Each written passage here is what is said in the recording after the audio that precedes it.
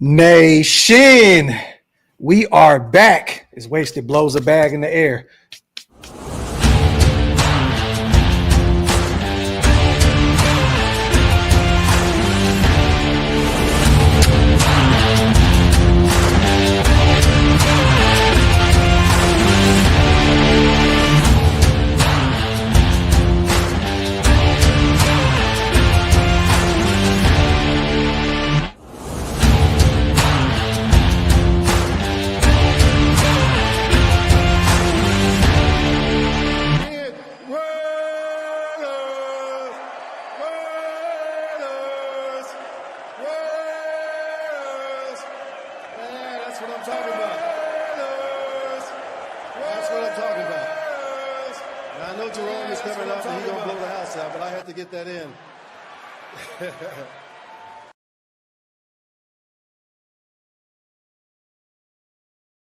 Yo, salute to everybody already here in the building. You guys know what time it is. Welcome to the latest installment of the Graphic and Wasted Show. Or the Wasted the Graphic Show, whichever way you like to slice it. What's the deal, brother? My brother, salute to the greatest chat in YouTube history. As always, make sure you guys wipe them feet, pay your bar tabs. Also, hit that subscribe button if you guys are not subscribed yet. Wasted is almost to 15K. I'm on my way to 30. We cannot do this without you guys' participation. It is free. It's all we ask is just hit that sub button. And salute to everybody watching on Twitter as well. We appreciate you guys. If you want to get active in the chat, jump over to Wasted's channel or my channel, Raider Nation Unlimited, OLV Raiders Network, and we'll definitely get you guys involved with the chat. As always, how you feeling, brother? I'm feeling great, bro. You know what? I have to have a diva moment. Uh-oh. Right as usual. Raph, I'm saying this publicly. We need a new freaking entrance to the show. We do. This is poppycock. Yeah. Unbelievable. Hold on, bro. Poppycock? Yes, but anything with the word cock in it is definitely nasty work. So pause and for the rest of the show, I'm sorry. Salute to everybody here in the building, man. As always, a lot to talk about today. Cock. There's a lot. Yeah, that was disgusting word. It is what it is. Yeah, it's funny because we have a few people watching the show today, and it's probably like, yeah, you know what? Oh, I forgot about that. Sorry. It doesn't matter. It doesn't matter. Salute, man, to everybody. We're going to have some fun like we always do. The duo is back at it. Waste has been ripping and running all day. I've been doing the same. And we said, you know what? We want to double up this week. We had a show earlier this week only on my channel for reasons that'll stay disclosed. But now we're back on both channels. There's a lot to talk about. I want to start here real quick, man. We'll talk about, the newest addition to our Raiders. But I want to ask you your opinion on this because there's a lot of we know that this is rumor season, right? This is rumor season. Like people are going to throw a million different scenarios into the universe and just hope that something sticks. And, we have fun with it too. It's the offseason. We throw a few players. We've talked about Elijah Moore a million times. We're going to talk about him today. But there was an interesting one that kind of hit Twitter the other day and started to kind of gain some traction on Instagram and all over the place. Sports Illustrated, a few other publications wrote about this. Kenneth Walker III, okay? This is a guy that is a former second-round pick out of Michigan State, was a phenomenal running back at the collegiate level. He's missed some football games. He's been with Seattle, I think, for the last 3 seasons. They went out and picked, Zach Charbonnet from UCLA, who's been a baller. He's been a baller for them. But this has been a guy, man, that has missed a few games. I think he missed 6 games last season. He's only 24 years old, still really young. He's coming up on his last year of his deal out there in Seattle. A lot of people are saying that the Raiders are kind of trying to play with the idea of moving a draft pick for him. I want to say this real quick. I know that he played for Seattle, you guys. I know that he was out there under Pete Carroll for a year or two. Great. This is not the move to make in the deepest class with running backs in a long time. There's no reason to move some draft capital to go get Kenneth Walker III. You know what I'm saying? He's 24 years old. Once again, great. He hasn't had a ton of production. You know what I'm saying? Last year, he played in 11 games. He had 573 yards on the ground. Year 1, his rookie season, he played in 15 games, started in 11, had, 9 touchdowns, over 1,000 yards rushing. Next year, 15 games, 15 starts, 900 yards on the ground, 8 touchdowns. And then last year, like I said, 573 with 7 touchdowns. in 11 games. This isn't the move to make. It's not the move to make. There's no reason to do it. And if you want to really do this really quick, Grav, boom. Very detailed. Very detailed. I didn't mean to cut you off. Go ahead. I want you to do this, brother. I didn't know whether you saw it or not, but I did. But I'm thankful that you brought that up. Go ahead and go over this list for the nation, because this is he had a pedal ankle sprain in the pull versus the Vikings in Week 16, his rookie season. Missed 2 weeks and the next. Well, no, it's the same season, man. So I that's last season. I'm sorry, guys, but non-football injury, suffered a rolled ankle against Maryland. Played through the injury. I guess that must have been in college. May 13th, Pete Carroll said Thursday Walker missed part of mandatory training camp with a hamstring injury. August 12th, 2022, he underwent a minor procedure. Pedal ankle sprain pull, second week of 2022. Now, you see that injury right there? Yeah. That's reared his ugly head, and that's the reason why I brought this back up. Yeah. The groin has been another issue that has been kind of constant.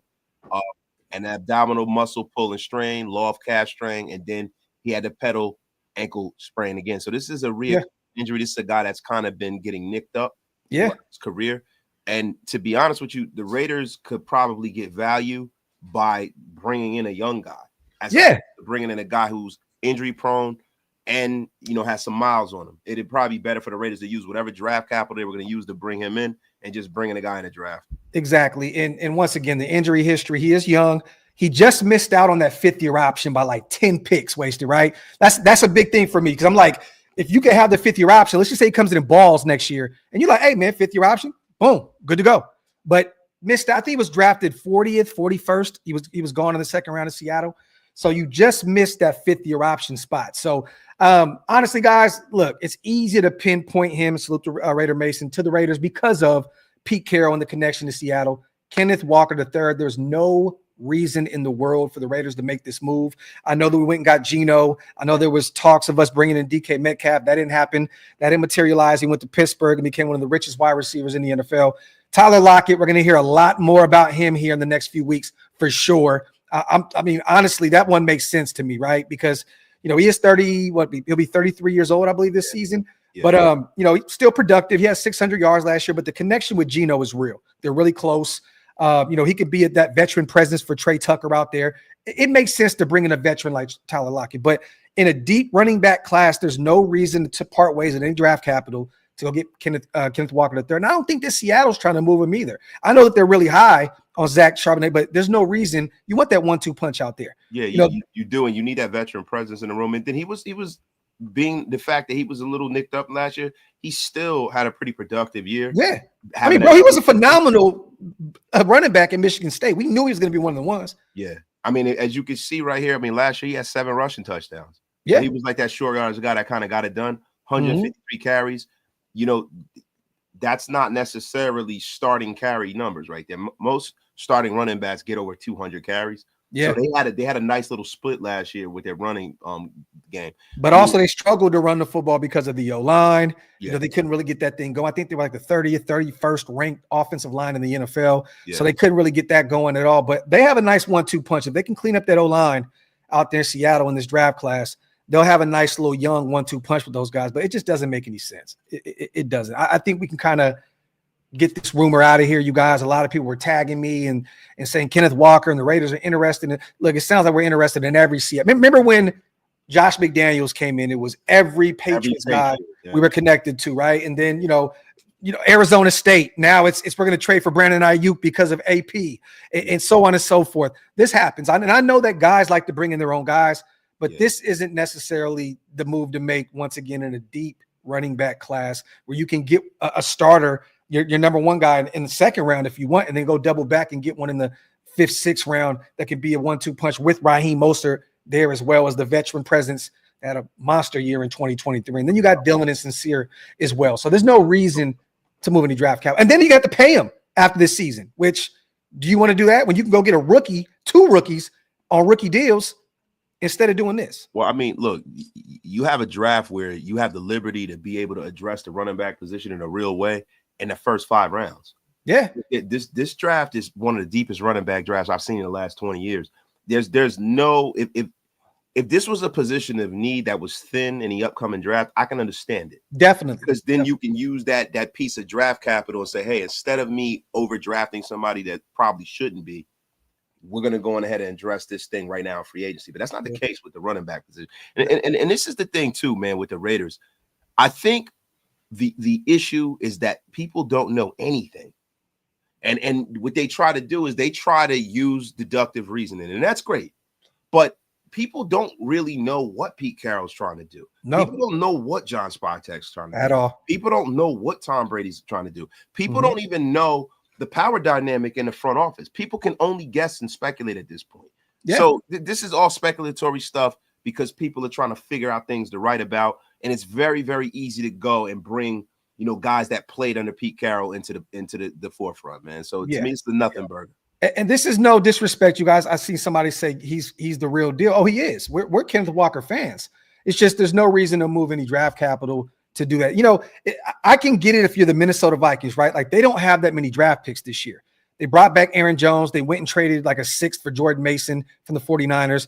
It makes sense because they don't really have that many draft picks. So they're going to go try and fill in the blanks defensively, offensive line, so on and so forth. So they're going to go get a Jordan Mason in the offseason. So now they don't have to really go out there and reach for a running back. We don't have the luxury of doing, well, let me say this. We have the luxury of going to get a running back or two because we have a full class and then some.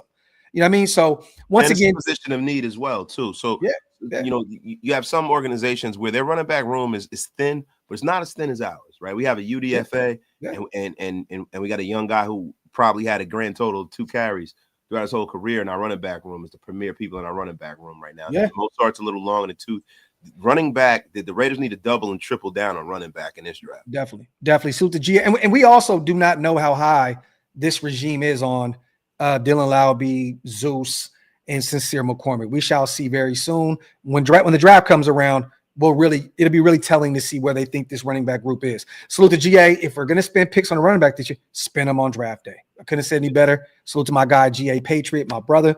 Appreciate you. Salute to Hug, my brother, one of the my fathers, and then another my father as well, gifting 5 back-to-back. Hug 2-4, my brothers. I appreciate you guys so much. If you guys want to become Green Dot Gang and you missed out on those 10, hit the links. They're pinned up top on both sides of our channels. We both have membership groups like Freight Train just did. Make sure you hit those links. It definitely helps us keep the lights on over here at OLV Raiders Network. Freight, my brother, always good to see you in the building. Thank you for becoming a member or renewing your membership. Salute to Hug once again. Graf, what's the holdup on the Geno deal? Any insight? I'm going to tell you right now. I have no insight. By the way, day 64 on the grind, down 22 pounds, 18 more, and I'll be 180, but rise and grind. Proud of you, my brother. Salute to you. And I know a lot of people right now, Hug, are kind of freaking out about what the Geno situation. I've said this a million times, and I'm going to reiterate it again. There's nothing to worry about here. No. Geno's out there wearing Raider gear. He's out here practicing with free agent wide receivers, i.e. Elijah Moore, i.e. Stephon Diggs, wearing Raider gear with Shedeur Sanders. This is not a situation to worry about. Geno's not out there putting any subliminal stuff on Instagram. I'm in the stories every day doing my job, trying to see what's going on, trying to keep up with our QB1. This is not a story here, you guys. There's no rush here. He has 1 year left on his deal. The thing was this. It wasn't the money. Once again, it was trying to get out of Seattle and reunite with Pete Carroll and going to Las Vegas. They offered him 40 to 45. That was the report. He could have stayed in Seattle if it was all about the money. And trust and believe, Pete Carroll was going to take care of his guy. There is no way in hell that he moves a 3rd-round pick in year 1 to not accommodate his guy and make sure that he's the guy of the foreseeable future. So once again, Geno will be here. I know a lot of people are freaking out. I know a lot of people are tagging me on Twitter. I'm seeing beat writers, answering the same question every single day about this Geno situation. I'm not worried about it. You know what I'm saying? But could I be wrong? Definitely. We've been wrong before. But I'm just thinking, fill in the blanks here. We just brought him over. He hasn't been a Raider for a month. You know what I'm saying? Like, it'll happen in due time. Something, right? There could be 2 caveats. Now, one, a lot of people think maybe they're waiting until after the draft, right? That's pretty long ways away. It's over a month away. I don't know about that, right? But, that could probably shape the kind of contract they're going to give. Yeah. You know what I mean? Now, at this point, the Raiders have his bird rights. He does have a year left on his deal. There is no rush. He wants to be here. The Raiders want him here, right? Mm-hmm. But the thing is that, at this point, contractually, right, them getting Geno signed would behoove the Raiders. Yeah. So there has to be something behind the scenes from a contractual standpoint or something that they're trying to do to the reason why they haven't signed Geno. Or there's definitely a reason behind this for sure, Wasted. It's just I don't think that it's anything to worry about. No, it's nothing to worry about because the worst case scenario is that they don't agree. It's a 1-year deal. They got him for a pick that they didn't really have initially, and they still have the latitude to draft a quarterback high and the top 10 quarterback in this. Bingo. And and then you get a year of Geno instead of Russell Wilson, Aaron Rodgers, Justin Fields. You can still go get one of these young guys. You have the luxury at 6 to move up or stay on pat. You may have Shador, Jackson Dart, so on and so forth. So there's nothing to really truly worry about. I'm not worried about it. Geno will be a Raider, and I think that Pete Carroll is a big reason behind why he will be the guy the next probably 3 seasons, maybe even more. So I'm not worried about Geno right now. Once again, also, you guys, we did go out today and bring in an interesting piece, to this, to this organization. I like this move a lot. We went out and got a guy that did some things in Philadelphia on the analytics side of things. Okay. We all know that in today's NFL, it's very analytical. This is a guy that was a critical piece to that Super Bowl winning Philadelphia Eagles team last season. He was there for multiple years, actually. He was actually a part of the 2017 team. He was left over from Chip Kelly. Chip Kelly actually brought him there, and Doug Peterson, in his infinite wisdom, kept him. Yep. And he helped the Eagles win that Super Bowl in 2017. There you have it. And we brought him in, former Dartmouth guy, has 10 years of experience, Ryan Paganetti. I like this move a lot. And we're going to talk about kind of what it is that he does for those who are wondering what head coach research specialist means. We'll go over this article that Ryan actually sent me today on Twitter. It's funny because he followed me on Twitter. He hit me up and he said, I love that you called me a sneaky. What was the word, Wasted? What was it? A sneaky addition. I like that you called me a sneaky addition. And I said, I love it, brother. Welcome home. And he said, thank you. And he sent me an article. He said, if you want a background, this is a good summary. So he sent us a Forbes article today. He said, it feels good and it makes me sound super legit, which he definitely is. We tried to get him on the show today, you guys. We definitely tried to reel him in and bring him on and have him kind of welcome himself to the nation. But it's his first day on the job. He said, if it was up to me, I definitely would. We didn't want to get him in trouble potentially with the organization or anything like that. But Ryan is a good dude. I've been talking to him off and on in the DMs today. Seems like a really good guy. But we'll go over this article from the Forbes here in a second. But hey, man, I love this move. I mean, what do you think about this? And you want to give the nation a brief summary of what it is that he does? I mean, look, Paganetti is one of these guys who is bringing the National Football League into the new millennia, right? Mm-hmm. What he does is that, he takes strategies, scenarios, and things of that nature. He gathers all that information up, and then he gives it to the coach to make a more informed decision. You know what I mean? And how better to do that than with data? Now, when he was with Doug Peterson, Doug Peterson, by the numbers, was the most aggressive head coach in the history of the National Football League. Yeah. Because of some of those, some of that information. Now, you have some coaches that lean heavily on the analytics, and you have other coaches that come from the old school who lean on feel.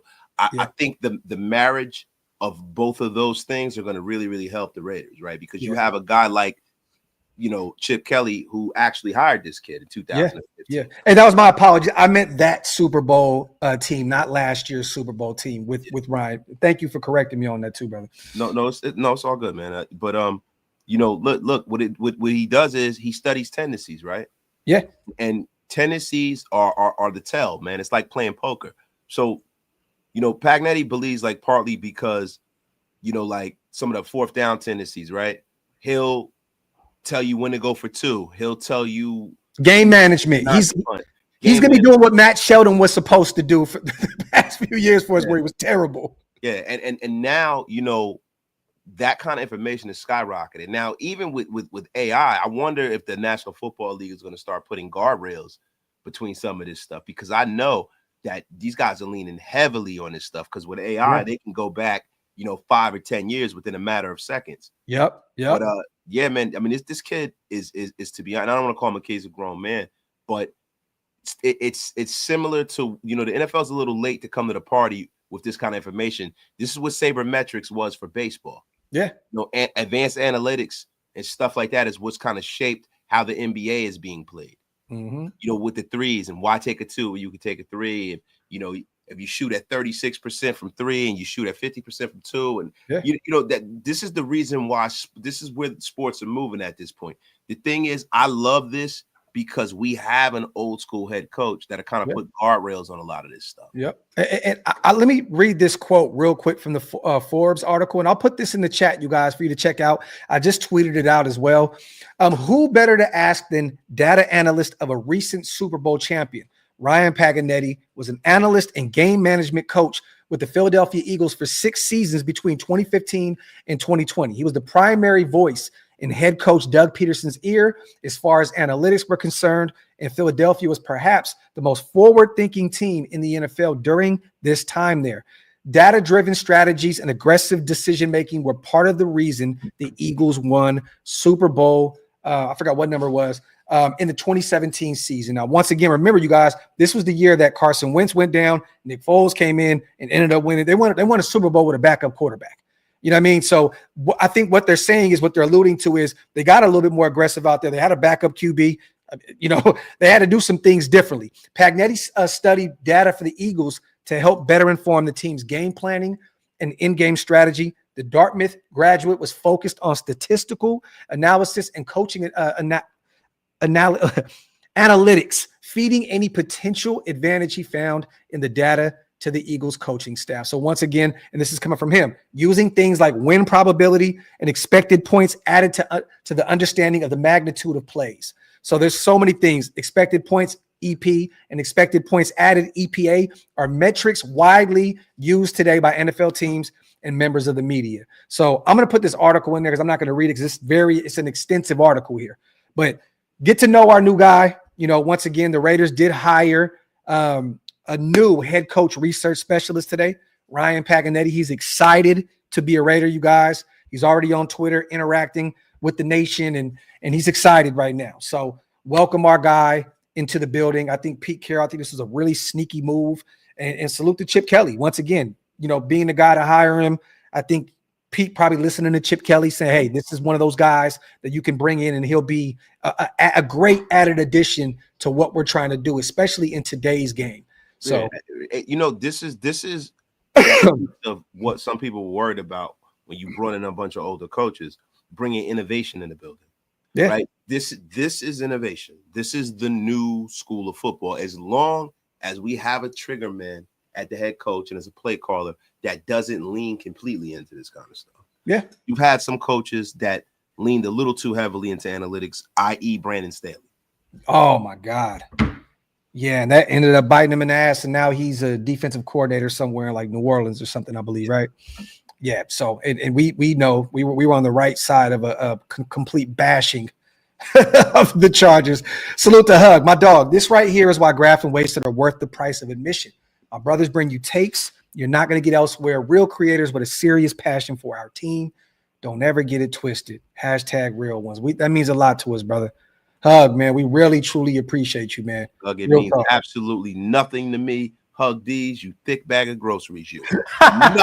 Get the F up out of here with your crap, Hug. Hey, and real quick, too, before we get back to the Raider stuff, I do want to do a quick moment of silence for George Foreman. That's right. Passed away yesterday. No, now I was going to get into that a little later. Oh, yeah. Yes. We want to do that now. We don't want to, waste any time. That is one of the greatest boxers of all time. Legendary, just person, in general, man. Like, the guy is just, man, a phenomenal athlete, phenomenal person. The Foreman grill, you know what I mean? Like, come on, who didn't have one of them at a time when it was lit? Wasted. Come on, man. Let me tell you something, man. There's many meals have been made on that, but to contextualize what George Foreman was, right? George Foreman not only was one of the great Olympians ever, he's one of the great champions ever.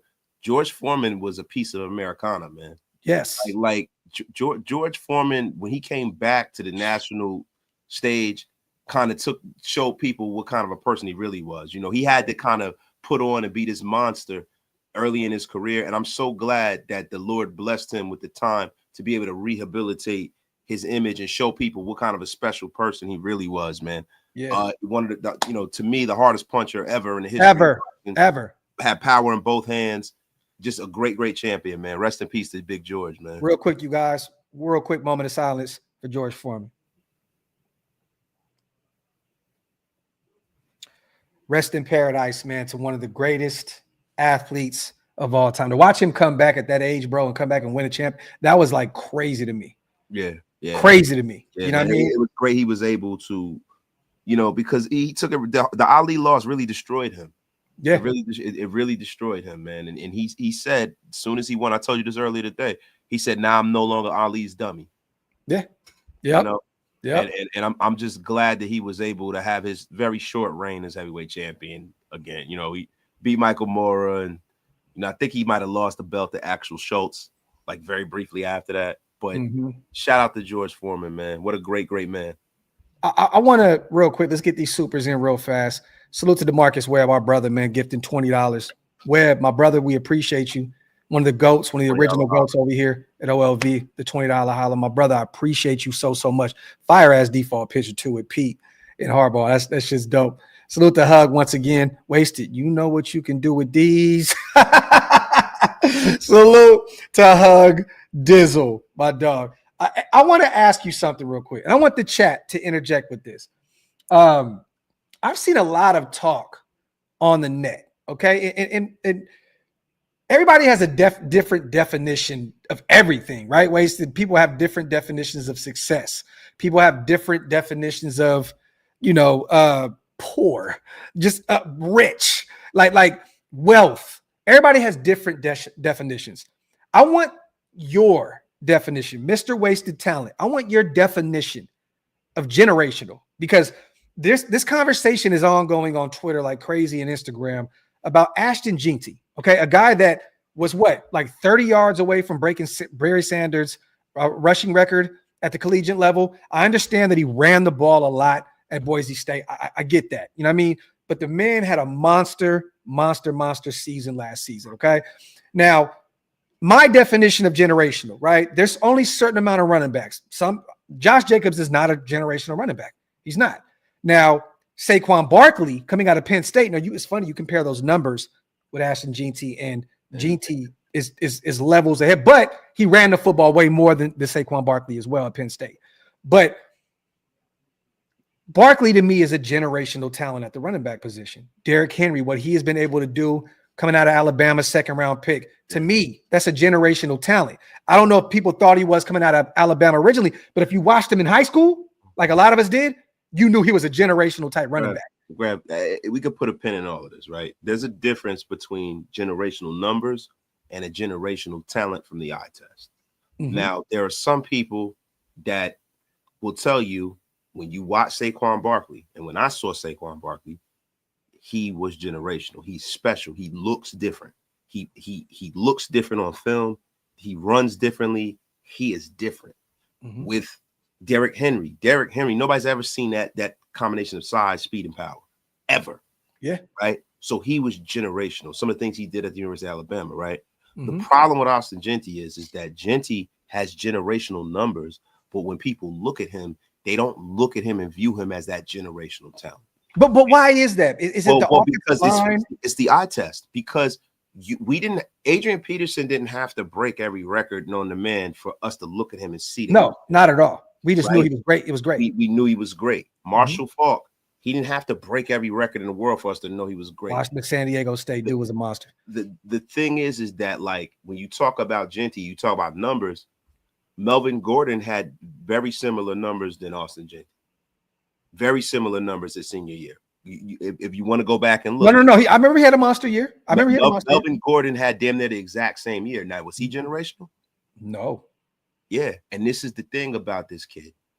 The eye test for a lot of people is he's not passing the smell test with the eye test. I disagree. Okay, so let me ask you, in terms of the eye test, what is not generational? Because the pass blocking can get better for sure. I mean, he's only 5'8", You know what I mean? Like, I've seen him get blown up. Bro, none of us remember how well Saquon Barkley passed, bro. No, that's out the water. But that's a part of the eye test, right? I mean, people can argue that. Yeah, people can argue that, but to me, that's out of the equation, right? I never seen Eric Dickerson block nobody. You know what I'm saying? Like, so that's out of the equation. Facts. Like when I look at this kid, I don't see what you see. I can see the Raiders taking him. I can see the ideology behind taking him. But when I see Genty, I don't see Bo Jackson. I don't see Peterson. I don't see a LaDainian Tomlinson. I don't see that.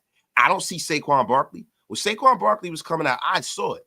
I think Bijan Robinson looked more impressive to me. We were excited about him. Yes. Bijan looked more impressive to me on tape than Genty does. Wow. A lot of it is I don't agree with you, but him being in the Mountain West. A lot of it is his stature.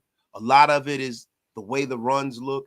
I see a 5'9" running back that is going to need an offensive line. I don't see that super stud running back when I look at him. I don't. That's why I'm very leery. Like for me, and I got a short coming out tonight. Omarion Hampton looks more the part of that than him. You know what's crazy? If you want to really look at a guy that kind of does it all, and people have talked about him, and there's been some people saying potentially a first round guy is Trayvon Henderson. Henderson is a terrific blocker. Bro, he can block his ass off. Graf, you know who have I been saying this whole time? I've been saying Hampton, Henderson, Ollie Gordon, and RJ Harvey. I think Harvey and Gordon will go later, but I hear you. But what I'm saying, those are the four guys that I'm not a big. I understand why people like Genty. They see the numbers, he pops off the. But when I watch him, I don't see a generational guy. I see a guy that when he comes to the National Football League, if he's not in the right situation, could be a bust. That's what I see. I don't see a bust. I don't know how you could say being a bust at all. Is it just because of the lofty expectations? The expectation level that is set for you when you come out is what determines whether you're a bust or not. So a bust to him would be Najee Harris at this point. Yeah. Okay. No, I agree. Not even that. No. A bust would be hell, what's the kid from the kid that's was with the Ravens. He's with the Chargers now. Dobbins. Okay. Well. If he had that level of career, that would make him because of where he's set at. You know what I'm saying? Like, bro, there are a lot of players like Tyree Wilson, right? Tyree Wilson is not a bust, but being that he got taken where he got taken, people view him as that. Same thing with Cleveland. All of the expectations. And with Genty has, inflated expectations because he flew so close to the great Barry Sanders numbers. Mm-hmm. I don't see that level of elusiveness. The style, I don't see it. I don't see. I think he's a very good running back. I see the shiftiness. I see the vision. Like the kid can hit a home run any given play. Like I don't see that. I don't see a guy that I feel like when LaDainian Tomlinson was at TCU, I felt like almost every time he touched the ball, he could take the house. You didn't feel like that this year with Ashton GT? No, it doesn't feel like that with me. It feels like he's playing on all pro as opposed to all Madden because he's in the Mountain West and who he's playing against. Now, if Austin Genty did this at LSU, he's doing this against Georgia, that looks a lot different. And I think that has, and I know, look, me and you know me, I can rattle off wherever anybody went to school. People say Jackson State, Mississippi Valley State. There's Jerry Rice, Walter Payton. There's a difference because in the 80s and the late 70s, you could hide at a HBCU. The National Football League, the way they used to scout guys, you didn't have all the information that you have now, right? When I look at Genty, I wonder to myself, why is he at why is he there? Why is he at Boise? Because when I look at Omarion Hampton was a 4-star recruit. Omarion Hampton, since the word go, went to a Power 5 conference. He went to a school in an ACC, and he balled out. And I've said that Hampton since day one was my favorite running back in this class. The thing. Genty is a guy who was kind of unheralded coming out of high school. Saquon Barkley was not unheralded. Everybody was saying that he was a generationally changing, back since he was in the 11th grade. And it concerns me. And then when I look at the stature, I look at the size and things like that. All of these things come into play for me. So what do you honestly think Jeanty's going to be? I think the situation dictates the outcome. If he's a Raider, situation, he's a Raider at 6. Where do you think he ends up? Like what kind of career do you think he has? What kind of player would you think? I think he has the exact same career as Josh Jacobs, if he can hold up physically. Now, but it's funny because Bucky said that his floor was Josh Jacobs. Yeah, I think that's a slap in the face to Josh Jacobs and how good he was. And I saw what Bucky said about that. But I think they have a similar stature. But the difference is, I don't know how if Jeanty can be as tough as Josh Jacobs. Jacobs. Real quick, William.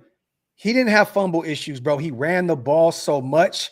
Like when you have over 300 carries, you're gonna cough the ball up here and there. I don't think that there was an issue with fumbles. I get the short arm argument. Some people are trying to use that. And Nathaniel, I believe he was a 4-star coming out of high school as well, right here locally at Lone Star. He was an unheralded guy though. Like it wasn't like if Jeanty could have wound up at a school like a North Carolina or a school like Clemson, he'd be there. Why is he in the Mountain West? Hold on, we're gonna kill this shit right here. I want to see this. Like why? All right, so there's a few teams, and you're right. Multiple schools did reach out to him. He received full rides from Kansas, Cal. Hold on, there's more schools. There's the line's going down. Hold on. Despite potential NIL offers from bigger Power 4 schools, Jeanty stayed loyal, remained in Boise. Hold on real quick. But see, that was after the fact when he got to college, right? So you said he remained. Yeah, no. You're right. I'm just looking at originally what you were saying. I'm talking about coming out of high school. Like, look, and I'm not trying to take anything away from Jeanty. Oh, I know you're not, bro. I know he's a good back. I don't fit from a physical standpoint. When I look at Ricky Williams, you're like, whoa. Yeah. Right? When you look at Adrian Peterson, you're like, wow, this is a specimen. Yeah. I think that's a lot of it for me. You know who looks like that right now, bro? Quinshawn Judkins. Yeah, Judkins is definitely. Bro, when you see that guy, he looks like a force, bro. You're like, wow. You're like, that's a fucking running back. That's a man running the ball. Yeah. That's the thing for me with Jeanty. Even with LaDainian looked like a horse, bro. Like he just looks like a monster. Like I don't see that with him. Hey, look, I think that Ashton Jeanty is going to be an all-pro talent at the next level. I think that when you put up generational numbers, I think it's easy to put the generational tag on him. And look, I'm gonna live with this, and you guys hold me accountable to this. He is generational until he's not. But Graf, that's why I don't like people saying generational, and this is why I every year somebody in these drafts you guys are calling them generational. You're not generational until you prove it at the next level, right? Every year, so and so is generational. Every year with quarterbacks. Oh, this is a generational quarterback. You can't put me. I've said that about two players in my life on YouTube. Brock Bowers, which that is for sure. He was generational at college. You've seen the difference. It was a man amongst boys at Georgia, and I was wrong in year one, but if things could change, I still believe that Caleb Williams could be a generational talent. Now that Ben Johnson is out there, I can see him molding him into that. The story is not written on Caleb Williams. No, not at all. The story's not written, but that word gets thrown around too much. It really does, bro. Like people always try to put greatness before the actions. It's happening way too much in sports media, bro. And I personally, it makes me uncomfortable. We don't even allow these guys to blossom. You know, you get people and you see a guy like a LeBron James. But I'm just saying Patrick Mahomes wasn't generational coming out of Texas Tech. Yeah, but what I'm saying is now he's a generational quarterback. Yeah. He came in and he's dominating this generation. You know, just listen, bro, they do it too much. Like they put it on the Joe Burrow draft, the Jalen Hurts, and all these guys are doing well. But at the end of the day, if there's career stop today, out of all that generational quarterback draft that people said with Joe Burrow and and Herbert, all these guys, right? at the end of the day, if their career stopped today, the only guy that got a Super Bowl out of that draft class is Jalen Hurts. Yep. So is it generational? They compare that draft class to Marino and Elway, where Marino was in the Super Bowl like his second year. Yeah. Never won one, but was in the Super Bowl the first 5 years of career. He was in the Super Bowl a couple of times. That's generational, bro. Like so for me with Jinty, I think the fact that we're even having this argument tells me that he's not generational, because you couldn't. There's no way we could have this argument with Saquon Barkley. There's no way. Whoa. I'm talking about when he was coming out of Penn State. Bro, I argued with a bunch of people on Twitter last night about them saying he wasn't generational coming out of Penn State. Bro, there's no way when you saw Saquon Barkley in college that you'd have this argument. There's no way when Adrian Peterson AP was different. There's no way we're not having this. We're not having this argument. We ain't having this argument, bro. When GT runs for 2,000 yards next year in the silver and black, I don't want to hear shit from anybody. I hope so. But Graf, when Calvin Johnson coming out of Georgia Tech, that is generational, bro. Yeah. Randy Moss out of Marshall. You saw it. You're like, holy shit. See, from what I seen last season and what GT did, man, to me, it was special. And I think that he can be that guy, but it is what it is. So, Lou, I love that we're having this debate, though, because that generational tag has been placed on a lot of people. It's too much, bro. And why do you need that many carries to get to that level? Bro, he still averaged over 7 a clip, bro. That's a difficult task at any level playing football, bro. Like averaging 7 yards per carry, running the football over 300 times. That's a rough. Come on, man. That's tough to reach. Salute to Jose. I don't get all the hate on Geno. He's a huge upgrade over what we had last year. If Geno was our quarterback last year starting week 1, what do you think our record would have been? Oh, it would have been way better. But where's the hate at? I mean, look, the thing is this, Jose. We live in a world where people are going to hate on everything. So, I mean, if you're not getting any hate, then who are you at this point? You know what I'm saying? Like, look, Geno has not shown to be a top 5 quarterback. And some Raider Nation, people in Nation, that they expect that like immediately from a quarterback. And it's like, it's not easy to find. You see, for 30 plus 40 years, we've been looking for a quarterback. We had Rich Gannon for a few. Top 5 quarterbacks since Rich. No. So it's been forever. So I get it. But I think some people thought, including myself in 2016, when DC had that monster year, MVP dark horse year, that we had something, right? And then it kind of trickled down to Geno is the opposite effect. Started off slow, looked terrible with the Jets, looked terrible here and there, went to Seattle, got right. Hopefully, man, he still has a lot of tread left on his wheels because he didn't play a lot early, but we'll see what this looks like. I'm just going to say this. Once again, Jose, I'm with you here. It's an upgrade. Simple and plain. It's an upgrade from what we had, and we would have won a ton of more ball games last year with Geno in the building. So to Jose. What Geno does is Geno got you back to zero. Yeah, he got you back to zero. The quarterback was at a negative value for the last few years since Derek left, right? Yeah. What Geno is Carr before the injury. Because if you look at their numbers, they're very, very similar, right? So he's playing at the level, that consistent level of middle of the road quarterback. He got you at zero. You have a guy that's not necessarily going to be the best guy on the field every time, but he ain't going to be the worst most of the time. Yeah. Probably 70% of the time, you'll have a better quarterback on the field. And at times that you don't, he's not going to be the reason more often than not that you lose the game. But he also provides 3 things that we've been asking for from our quarterback: accuracy, the long ball, and he can use his legs to extend plays. And that's what you need to go. You need a trigger man that can get it done in the framework of the offense. DeMokes, man, what do y'all think about? Oh my God. Salute to this motherfucker, DeMokes. Salute to Roscoe. Salute Nation from the 707 Santa Rosa, to be exact. Salute to my guy Roscoe in the building. Appreciate you on the $2 holla. Salute to James as well on the 10-piece special.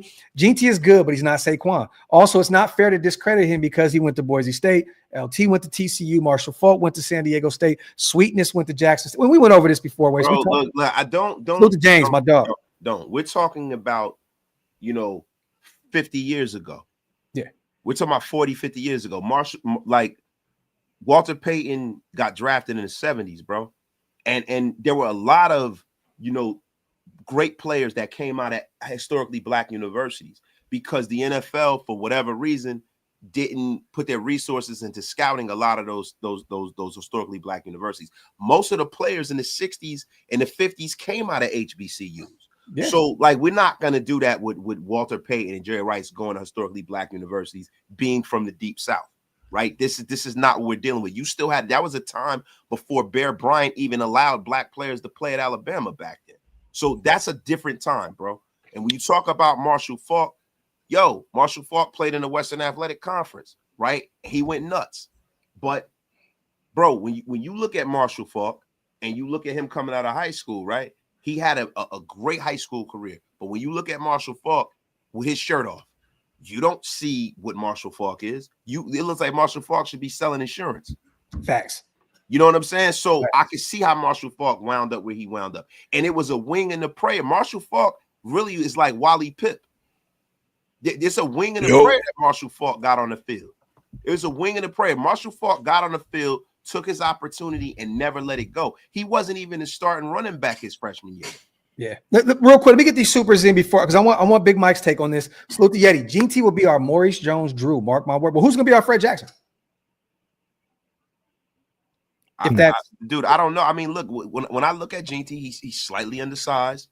You know what I'm saying? And everybody talks about last year as far as a receiver, but they don't look at the other 3 years. This is the best year he ever had receiving the football. So when you look at him and then you juxtapose that behind Amarion Hampton has always been a great receiver, right? When you look at Etienne down in Georgia, he's not a guy who takes dink and duck passes. He runs the whole route tree as a running back.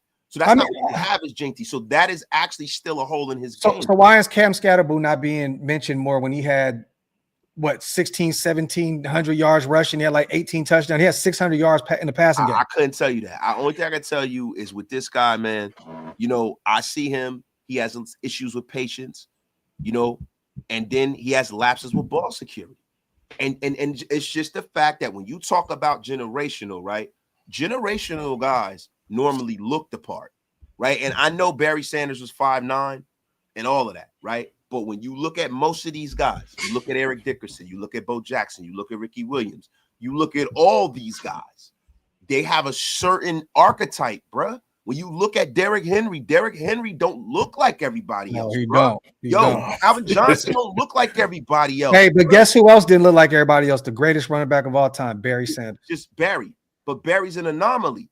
Barry and Emmett is what? But brother, those are literally the two best running backs of all time. Those two guys are anomalies. You look at Walter Payton. Walter Payton don't look like that. Jim Brown don't look like everybody. But there's no room like everybody else. There's no room for another anomaly. When Reggie Bush came into the league, I didn't believe Reggie Bush was going to be a star in the league. Yeah, I didn't believe it. I was a guy who was not a Reggie Bush guy.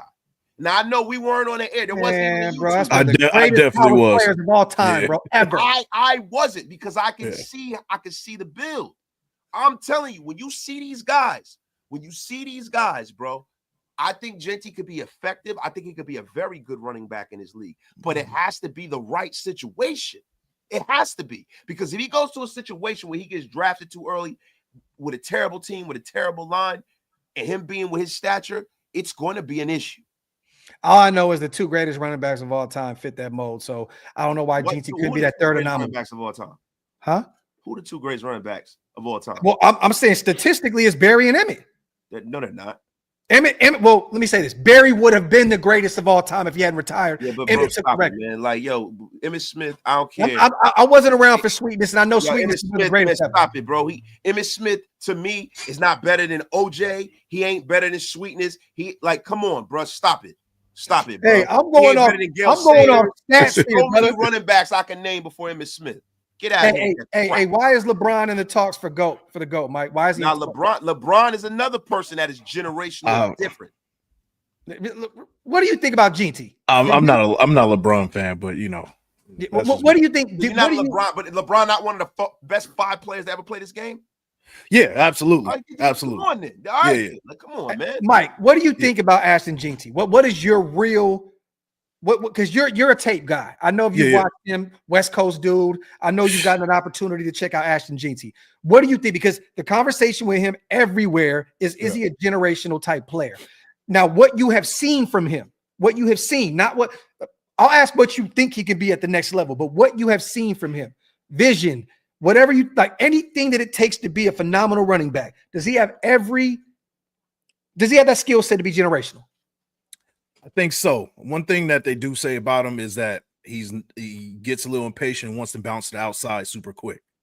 If he can improve that, and maybe he did that because maybe he didn't have the O-line that you want to have ideally, especially in the Mountain West with Boise State. Yeah. So maybe he plays some superhero ball. That's what I'm gonna give his benefit of the doubt with that one. I think that he's worthy of being a top 10 pick in this draft. I think he's. I believe that too. They said generational though, Mike. Generational. Like, it's hard for me to use that. It's hard for me to use that because we might get. I'm talking about. We might get a LaDainian Tomlinson, and you know, everybody was talking about he doesn't get the ball out of the backfield. I mean, in 2023, he had 569 yards receiving. So he can do it all, man. All of it. Do it all. He just he has to get better in pass pro, which like you said, where he said every running back, they're not going to be great in that aspect of the game. So, you know, but I've seen him get blown up in the backfield, but it happens. What is he, 5'8"? I mean, shit. You know, it's going to happen when you're facing these big fucking edge rushers and DTs coming after your quarterback. I just look to M85. Look, man, I just, like I said, when I see Genty, he's going to have to get into the league for me to say he's generational. I don't see him being that guy when I'm looking at him and I'm like, wow. Like, no. And I understand that, but some people, bro, like I hear people.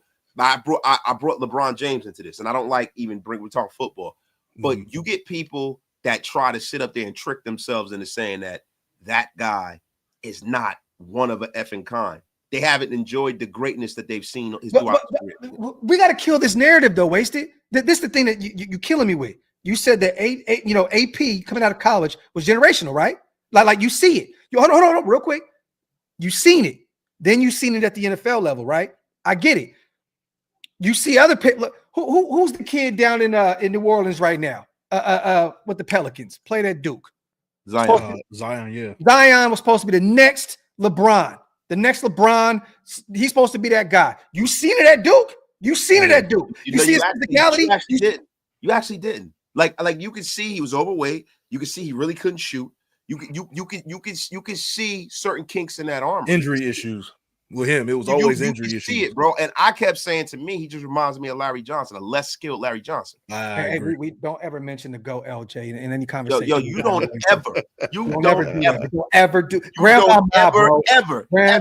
Nick, you don't. You worry about your bum king. He is a hornet. He's a at heart. With your mouth. Stop it. Salute to fuck you. Wasted. OG, you got to fix the membership tab. What's going on? I don't know what the hell's going on. I go back and fix it, but something's happening with it, bro. I don't know, man. And salute to Hug. These Big Mike's feet look like mom's meatloaf. Yes. He said, yes. Shut your yam foot ass up, man. Yes. Hey, he said he got fat Pete. Hot pocket foot bastard. Salute to Nav, man. Not trying to crank up Geno too much, but the following: 2024 passer rating 92.7, 4320 yards, completion rate of 70%, overall NFL ranked 12th with 28th rated O-line. I thought it was lower than I thought it was like a 30th ranked O-line, but could be wrong. Explains his low TDs and high picks. He had 20 and 15, I believe, right? Or 21 and 15. Yeah, so in that range. He threw 6 of those picks, on Hail Marys. Hail Marys and batted passes. Yeah. So that said, O-line and DL got to be the focus. Nav, man, you always hit the nail on the head with the trenches. And I know Big Mike definitely, he's a trenches guy. He agrees. Salute to my brother Nav, man, in the building. Guy with trench foot. With a trench foot. Salute, man, to God, family, and Raiders for life. If Raiders don't trade back, like Kevin Costner said, or Mom and Boo, no matter what, we could take a Dylan Sampson on a day 2 against SEC competition. He has 1,634 yards at 5.9 a clip and 22 touchdowns. Prove me wrong. Not mad at that. If we go O-line at 6, I am not mad. I'm not upset. But you know the funny thing about the Raiders almost have to go. They almost have to. And I'm going to tell you why, right?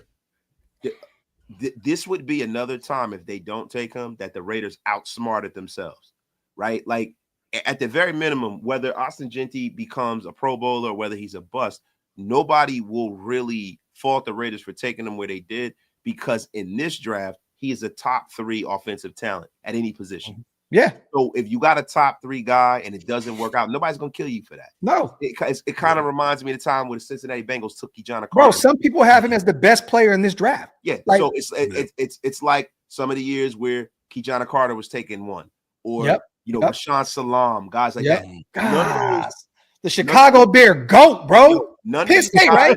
Penn State? Yeah, it was Chicago Bears, but none of these guys got killed for that. Garrison Hurst getting taken number 2. Yeah. They didn't get killed for it because people saw what they were in college. So the Raiders almost have to take James. And we didn't get killed for Darren McFadden either. With all the injuries and stuff, it was like you had to make that move. Yeah. You had to make that move. So I'm not mad. Salute to Spivey as well, gifting 5 OLV Raiders Network memberships. My brother, I appreciate you so much. Salute to the Kevin Nash of Mount Shillmore. Salute to all the new members in the building. If you guys want to become members, like I said, both of us, hit the links up top.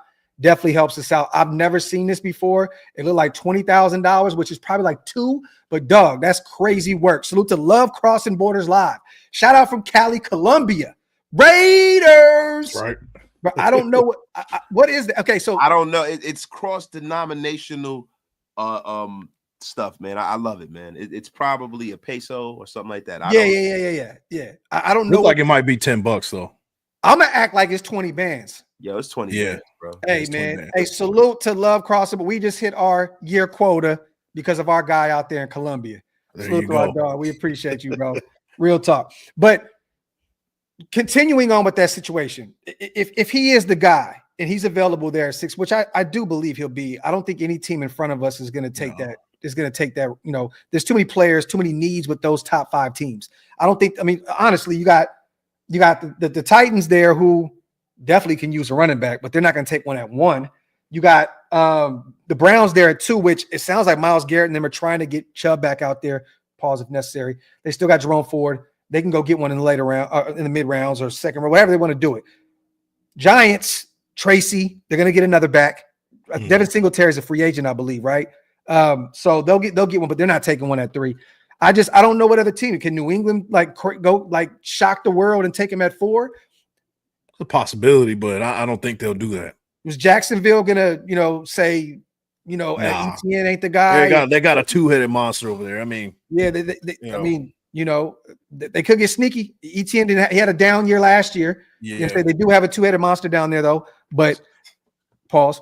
But I don't know, man. Yeah, I just don't know what other team would take him there. You know what I'm saying? So I don't know. Look, when you talk about the draft, everything is fluid. Everything's fluid. You know what I'm saying? So you never know. Somebody can move up. Chicago Bears can feel like he's a guy who is a once in a decade transformative kind of guy. And that's the thing, right? When you talk generational, right? You talk about a player that is going to set the pace for the rest of the people at his position for the next 5 to 10 years. Yeah. Now, some people don't see that. Others do. Right? I think just based off of production and tape, he's had a generational career in college. Yeah. And that's one thing I'll never take away from him. The thing that's it's his stature. It's his stature. And I think that's what it is. And the wear and tear, which scares you. Like when we took Josh Jacobs, when we took him there in the first round, we weren't worried because he was the third wheel out there. Like he was a guy that had a ton of tread left on his wheel. It was literally like the third option out there. And we took him. It was like, okay, we got a fresh running back, fresh legs. This kid went from 156 in 2022 to 220 in 2023 to almost 400 carries last year. Yeah, that's a lot. That's the thing that scares you on top of the stature, that weight, like that scares you a little bit, right? Mm-hmm. But he's shown that he could be a workhorse. So, if we can, keep him upright and that O-line can block for him and we can find a balance, not where we're just constantly just running him ragged. You got Raheem Mostert. If you can get even close to what he did in 2023, you have that kind of, I don't want to say thunder and lightning because it's Raheem Mostert and he's 33 years old. But you can also bring in another guy. And who's to say Sincere is not going to pick up from where he left off before the injury? I think they're going to go by committee here. I think Chip Kelly's smart enough to know he had Henderson, he had Judkins. They're going to have a 1-2. He doesn't have to be a guy that has to run the football over 30 times a game for us. Yeah. I agree. And that's the one thing that does scare me about him. Is that high volume of carries that he's had over his career. It's the same idea. For me, I never liked getting Wisconsin running backs because they get the ball in college 40 times, and then by the time they get to the league, they go down with little dinks and dunks over the second, third year. They never see a second contract. Melvin Gordon, Wasted just mentioned him. Yeah. Even Jonathan Taylor. Dang, that's a blast from the past. Yeah. Jonathan Taylor, he got hurt after he went for, after he was offensive player of the year or he was a candidate. Yeah. Like Barry Alvarez, man. That Barry Alvarez offense. I mean, you're absolutely right, Mike. I'm sorry, I didn't mean to cut you off. Yeah, so it's the same idea where you get too many carries, you get to the league, it's like you run out of tread second, third year. So it's a risk. If you're willing to be like, all right, we're gonna get what we can out of him for 3 or 4 years and then draft another guy when it's time, then that has to be the mindset. Just kind of go with a 3-year plan, which seems to be like what we're going with Pete Carroll and the rest of the crew anyway. I just have a feeling, man, and it happens every year. There's going to be a player there at 6 that's going to be available for us where it's like, whoa, like, I don't know if we can take GT here. It's going to be either Travis or Abdul Carter. And you can be like, look, I'm telling you now, if you really look at the way this draft is shaping up, Tennessee Titans, they have Cam Ward. Like your life depends on it. They got to take him. They have to, right? Yeah. The Browns almost have to take Shador. They almost have to. Yeah. They're in limbo. They need something to get that fan base excited to come to the stadium this year. Yeah. They almost have to. And it's really a good place for Shador to go because they have more talent than people think. No, they do. They do. Have more talent than people think, right? They have a better coaching staff now as well. Yeah. So now you have a guy that could come in and galvanize that side of the offense. Myles Garrett, they have the pass rushing line. And then at 3, the New York Giants, they're playing around with the idea of bringing in, Aaron Rodgers. But I think that's off the top. I think Aaron Rodgers goes to Pittsburgh. Yeah. And I think Jackson Dart goes to the New York Giants. I can see that. And this is even a bold take right here. Even they may still bring in Russell Wilson with Winston, and they still may go get Jackson Dart. Yeah, they will, because at the end of the day, what you're doing is you're making sure you're not rudderless at quarterback. You can't have Tommy Cutlass as start quarterback at all, bro. You can't. So now, first 3 picks, quarterback. Then you're in a situation where who's picking 4th? They have their quarterback. Who's picking 5th? They have their quarterback. Now, hey man, you never know, because I know when you start talking about Drake May, you have to outfit Drake May with some protection. Definitely. I see the Patriots taking a left tackle. So I do too. Will Campbell's off the board at 4. Yeah. I think Mimbaugh is the guy. Well, he was a right tackle. You gonna put him over the left side? He's a right tackle, but I think Mimbaugh is a guy who, when you start talking about like just sure athletic versus production and analytics, when you marry all that together, he's the best lineman in this draft. I agree. Will Campbell is a guy that is most likely will be moved to guard. I think he's one of the only true tackles that are at the top of this draft. And I know that New England went and got Morgan Moses as well, so they're probably going to have him as one of those starters out there at the tackle position. So, and once again, Will Campbell with the short arms, he may go to end up being a guard at the next guard. level. So you're not taking a guard at 4 or 5. And then the kid, even the kid was a kid Banks from Texas. Kevin Banks might be a guard too.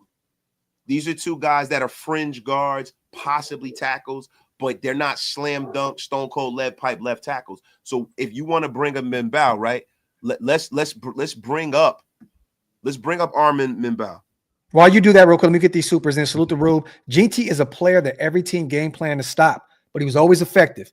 People say Mount West competition was almost single-handedly beat Oregon. Penn State struggled to bring him down. The O-line was garbage. Quarterback was trash. Him. Talk, bro. Talk. Hey, and you know what? People need to stop shortchanging the Mountain West. Last couple of years, Mountain West has been some real ball out there. They've been playing real ball. So come on, don't give Mountain West like it's D2 ball or anything like that. They play serious ball out there. Let's not act like it's the SEC either. I mean, nothing's the SEC though. Let's not act like it's the Big 12 either. It's not that far. It's the Big 10. Okay, Big 10 SEC is different. That's a different league. That's up here. But Big 12 it's not that far away, bro. It's not. Well, why are we not talking about a lot of these SEC running backs? Well, we are. Who? Well, the thing is, the two best ones are Ashton GT and Amarian Hampton. Yeah, but see, this is the thing, right? A lot of these guys that are coming out of the SEC, they're not coming out. Like, you got guys like coming out of ACC, Sampson, all these guys. You got guys coming out of UCF. The SEC, the one SEC, probably ATN coming out of Georgia. So next year, he's a late round guy. What happened? He's a late round guy. Yeah. So that offense struggled last year in Georgia. That's not what we're dealing with now. There have been other years over the last 10 years of the National Football League where you start looking at the who's who of the National Football League at running back. These guys came out of Alabama. So what are we talking about? Or LSU or Georgia? Like we're talking about this year. Yeah, this year. That's not the hotbed for running backs. But what I'm saying is, when you start measuring a player's effectiveness, you want to see if they played with pros and how many pros they played against, right? So when you start measuring that, that's the reason why a lot of times people look at players from Oregon with a John Desai, because a lot of the times you're like, wow, how many pros are you playing against out there? I remember Wasted the other day, you were like, man, we were talking about Tez Johnson, and I said, bruh, let's go look at the list of the greatest Oregon wide receivers ever. Sure. And we were like, bro, Tez was mentioned as one of them. Like, bro, like, yeah. I was like, what the fuck? I'm like, yo, they really have struggled to develop wide receivers out there at Oregon. Mm-hmm. That's crazy. Salute the Nab, man. Hot take. If Sanders drops to 6, going to be a decision, can get 2026 first and pick swap from the Saints. 6 and 9 is still solid. They want to trade up for a quarterback. I mean, hey, man, they may not give up on Rattler yet. You know what I mean? They still got Derek Carr on a disgusting contract. I don't know, but I'll say this. If Shador's available and you can do that, you can get a bunch of draft capital to move 3 spots back, I'm doing it. Because, look, I love Shador. You guys know I'm like the Mr. Shador guy. Everybody thinks that I'm just like Shador or bust. No, if he's there and you can pick up some extra draft capital, you can essentially maybe trade back to 9 right before Chicago and get Jeanty still. Yeah. Like, honestly. Yeah, that's true. And then get a bunch of draft capital. I do it all day, every day. And I love Shador. Yeah. So salute to Nav. Great comment. Salute to Hug one more time on the Dub special. If I've watched Jeanty his whole career, he's out there, in Idaho. The thing with him is that any play, he can take that play where it just breaks the game wide open. To me, that's generational. Any play, even a busted O-line, plays ghost defenders. You know what's funny, Hug? I forgot what game it was last year where there was a couple guys that do these podcasts, Hug, and they were like, see, look at this. Jeanty ain't doing nothing right now. It was like the first half. Bro, that third quarter hit, bro, 65-yarder. Ping! And then, bro, all it took was that one rush. Momentum started shifting. I think it was that UNLV game. It might have been. It may have been. The Mountain West Championship game. Start the game slow, and then next, you know what it was? It was that game. And next thing you know, pew, gone, off to the races. Yep. Like, that's home run players. Look, those are those type of guys. Mm-hmm. Go ahead, Wasted. What's up?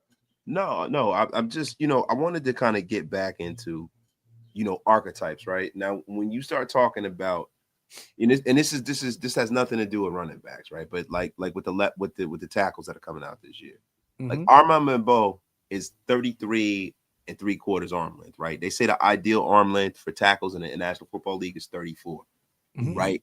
So I think that's really why, because he tested well at the combine, and when you start talking about that, you start talking about his analytics as a player on the field, and you start talking about his measurables. I think that's why he's going right to the top of the heap. Right? And I was trying to find some of that stuff. I'm looking for it now. But his tape is phenomenal too. His film is crazy, bro. Yeah, it is. So he kept Brady Cook upright all season long, bro. So that's what we need to really hope for. That's what we need to hope for. If you want a Jeanty, you're gonna have to hope for that, because if one of these teams, like the Jaguars, who have located their quarterback, or the Patriots, who have located their quarterback, want to double down on the offensive line, you got to start looking into that. And then when you look at the Jaguars, they've let one of their tackles go. Yeah. So, that's true. We shall see. We shall see. Salute to Spivey. And I'm not against that ideology. Like, if we go that route, I'm cool. I will be ecstatic. This is the first draft, I think, in a long time where we honestly can't get it right. I mean, can't get it wrong. And I don't want to throw that into the universe and we fuck around and take, I don't know who it could be at 6, but it just I mean, bro, look at the 4 or 5 Hall of Famers taken after Jamarcus Russell. Don't do that, man. I'm just saying, you can always get it wrong. Yeah, no, definitely. Always get it wrong. The one thing is with let me say this, with this front office and this coaching staff, I feel a little different here at 6 because there's so much talent right there in that top 10 where I feel like the only players I'm a little nervous about is McMillan, and people may disagree with me. I'm a little nervous with Graham as well. You know, the defense tackle out of Michigan. I'm hella nervous with Mason Graham. I think with Mason Graham, I think Mason Graham is a very good player, but for what you're asking him to do, right? He doesn't have the size, and he's not a good pass rusher. Exactly.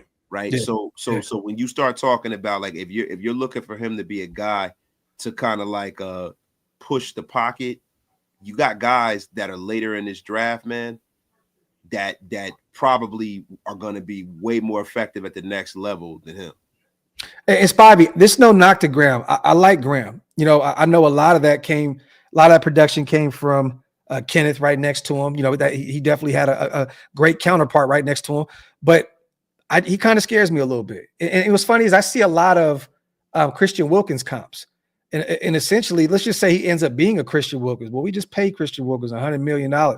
And you know, if you're going to take a DT this early, I just want someone that you know is going to be unstoppable. Graham scares me a little bit. He's a little undersized. He scares me a little bit. You know, even at the combine, there was a lot of complaints about his size. Pause if necessary. You know, they're like, so. Well, bro, if you want a guy to be a space eater, like kind of like a snack that's not him kind of guy, that's not him. Oh. And I'm gonna be real. There's a guy that I want you guys to take a look at, and he played at Ohio State. Yo, Tyleek Williams. Yep. Tyleek Williams, 326 pounds, 6'3", an absolute monster. I think he's a second round guy. He could be a third or fourth round guy. I don't know if he go. You know, he could be a second round guy. But what I'm saying is that he could possibly even go because you know they have him going maybe in a third.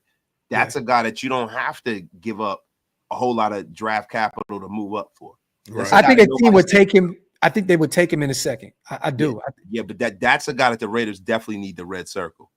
Don't worry about Oregon. Wait, don't worry. Oregon got some wide receivers. We're sending out for years to come starting with Evan Stewart next year. I like we thought he was coming out this year. We was taking him in a lot of those mock drafts. Mm-hmm. You know, I like that kid definitely. But Classic Man Q, hey, look, we got to see it to believe it, King.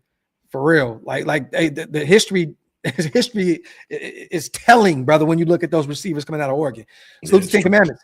Remember Gronk and Hernandez? Why not trade down and get Colston for what? When you got Michael Mayer still on the roster and pairing with Brock, draft capital. And if you're going to do that, and you may disagree with me, take Tyler Warren.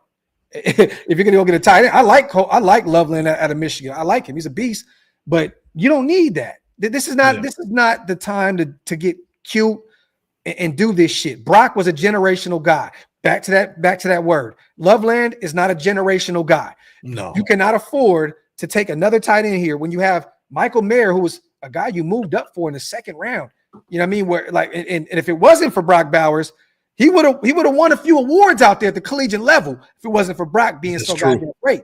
You know what I mean? He might not have, right? I think Michael Mayer is a guy that, you know, a lot has been made of what he could have, would have, should have been. But when it really comes down to the get down, you know, he hasn't done anything to really separate himself from the pack in college or in the National Football League. No, and you're right.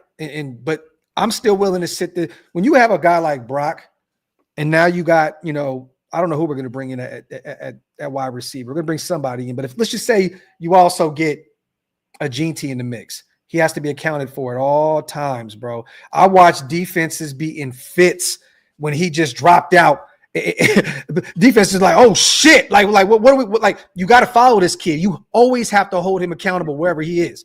I've seen him drop into just pop out into the slot, and teams get confused as shit. And they were handing it off to the white dude, the fullback. I forgot his name at Boise. I think he was white. 40. I think he's like number 44 or whatever it is. But defense were having fits, just trying to keep. Could you imagine defense trying to keep eyes on Brock, Gene T? You know, you got Jacoby, who's a sneaky option on the outside. That frees up Michael Mayer right there, though. It does. If Gene T is the kind of player that it's looking like he's projecting to be, then that means that he's probably a top 5 or 6 guy at his position. So if you have 2 guys on your offense at one time that are top 10 guys at their position, you're playing with house money at that point. That means that you have drafted, especially two guys that you've drafted that are top guys at that position. You've done right by your team. Salute the 10 Commandments, salute the rule. Graham is heavy-handed, DT, built like a brick house. He moves laterally well, but has to develop his pass rush, which is clear when you look at his stats. I don't understand his top 10 hype. There's plenty off DTs with Graham's profile that work in college at the NFL. And I love that you said that, Rule, because right here is one. Derek Harmon, Oregon. He's a beast. This is the type. If you're going to go get a defensive tackle, I'm doing that. And I think that Harmon, he may sneak into the first round, but I have him as a second round grade. So I got a quick question, man. You guys are completely out on T-Mac at number 6? I am personally. Look, I understand the ideology behind it. I would probably like for the Raiders to address another position as opposed to wide receiver at 6. And this is for any wide receiver, though. For me, Mike, honestly, there's no receiver here unless it's Travis Hunter, and he's a two-way player. Yeah. I'm not taking.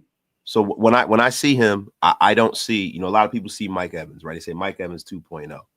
When I have a guy that has an issue getting open based off of his route running ability, his release at the line of scrimmage and things of that nature, that's not a guy I'm willing to take our top 5 pick on, top 6 pick on. And the thing is that if this was a year where this was like Calvin Johnson or somebody, not even that. If Jeremiah Smith or Ryan Williams is coming out this year, I'm taking them at 6. Well, those guys, those young fellas are Justin Jefferson types, right? Yes. But what I mean is, even if he's AJ Brown can get open. 90% of the time, the quarterback is not getting him the football. But no true X receivers, guys like Devontae Adams, and I don't mean to be hyperbolic because he's one of the greatest players of all time. Devontae Adams, 99% of the time is wide open. Oh, yeah. You just have to be the kind of quarterback that can recognize that the 3 seconds of that daylight to get him open. Yep. With Tet, he is a jump ball receiver. And Graf brought this up when we were on the phone. He reminds him of Kelvin Benjamin. And not in terms of the speed, because once again, McMillan's faster than him.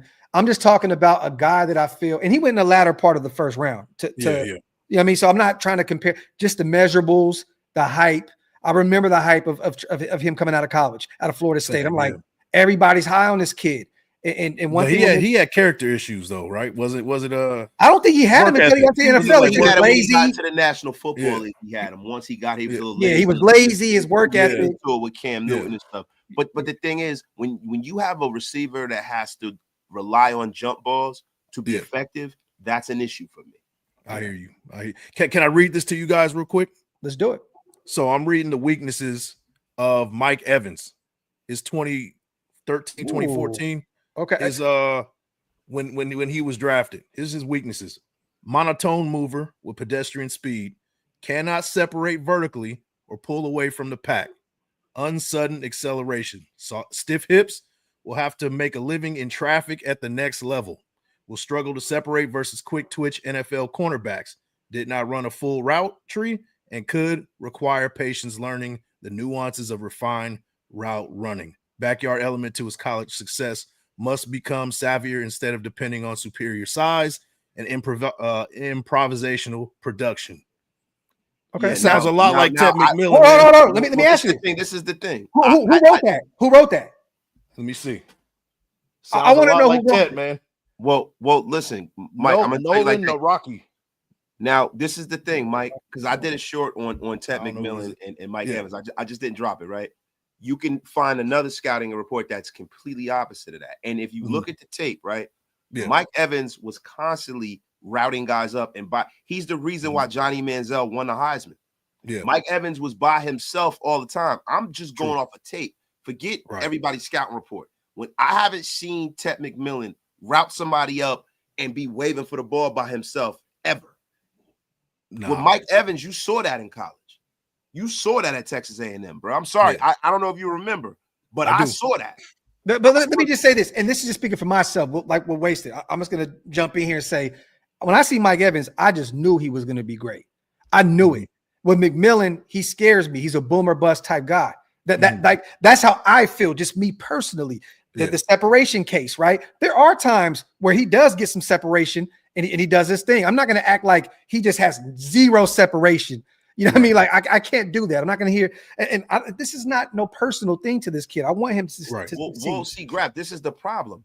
Mike Evans, Drake London, right? Drake London was a superior route runner to both of them coming out of college, right? I love Drake. Drake London, and he's doing well at the NFL level, right? But the problem that Drake London struggled with was strength. Yeah. A lot of the reason that Ted is having issues is a strength issue as well. That's not a problem for Mike Evans.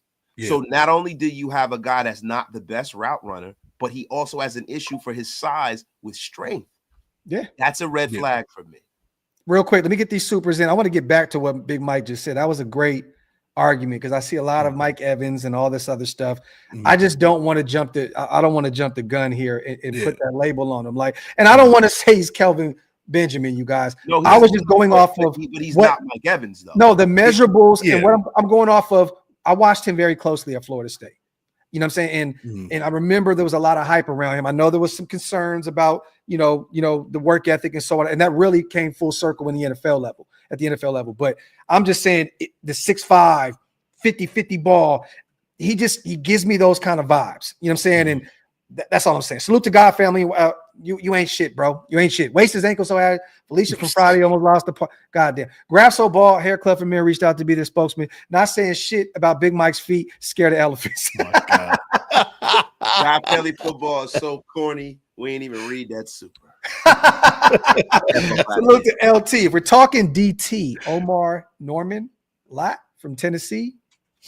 I haven't done my homework on Omar Norman. Norman Lott. Is this a nasty word? Is this a nasty one? Or Omar Norman Lott? Omar Norman Lott? I don't know. Are you serious? I know it's an oos. It's got to be an oos because LT put it up there. Yeah. I gotta go check. If that's a real, I gotta go check that out. Hey, Jerry, I love Ashton GT, bro. If we take him at 6, I'm all for it. Salute the Rube. T-Mac's a dog. He separates well. His broken tackle rate and ability in open space should help them alone. How well he accelerates. Watch the film again and watch how wide open he is and how he moves. I want a film breakdown live. Hey, we could do that, Rube. And send me some tape on IG. Rube always sends me a bunch of stuff. Show me what I'm missing. Because once again, he gives me that boom or bust vibe. Almost every big play was in traffic on someone. I'll give you that. That is true. He's a jump ball. And I'm not saying if you get him a little lower, the problem is, guys, is that we have a top 10 pick. Some of these players that we're pining over, the Mason Grahams, the Tets, all of these guys, these are guys that will leave a stain on the organization if you get it wrong. You got to make sure you get it right in the top 10, right? Yeah. Like if you're a 10, 15, 12, you take a flyer on them, great, right? The thing with McMillan is don't expect him to come here and be that kind of transformative X. No. Some of these other people are, like the Justin Jeffersons, and this is what you're asking for if you're taking a guy 6. I'm saying if you're going to take a wide receiver early, which I think it will happen because he's dropping down a lot of boards, to me would be just take GT at 6 and go get Luther Burden right there in a second out of Missouri. He'll be available. Get you a wide receiver. It's because of the down year in production at Missouri. I get it, but I would take a flyer there in the second round. If you want to get a running back early, I would take him in a second and just skip over that 6. Now, if you want McMillan, I have no problem with trading back in that, that 12 to 17 range. And if he's still available and you take him, I have no problem with that. Then I'll wash my hands of it. If he can pick up an extra second round pick, bro, I'm cool with it. With it. I like him at 12. Like we trade the Cowboys, they really want to get a running back, or the Bears. I have no problem. Trade back to 10 or 12 and then get him. That's the perfect spot. Even if Pittsburgh lost out on Aaron Rodgers, let's say Aaron just changes his tone, and let's just say Shador is available at 6. Let's just say he is, and Pittsburgh's like, fuck, we need a quarterback now. Hey, where are they at? Like 17, somewhere in that range? To be honest, McMillan can still be available there. Now, if you take him, I'm cool with that. I have him as like that in that 20 at the end of the first kind of range. That's what I have in that 20 to 30 range, me personally. I still think it'd be a reach at 12 or 17, but I have no issue there if you pick up some extra draft capital. Well, right. Look, when you talk about a wide receiver, you're talking about that kind of boost that you get based off of the position.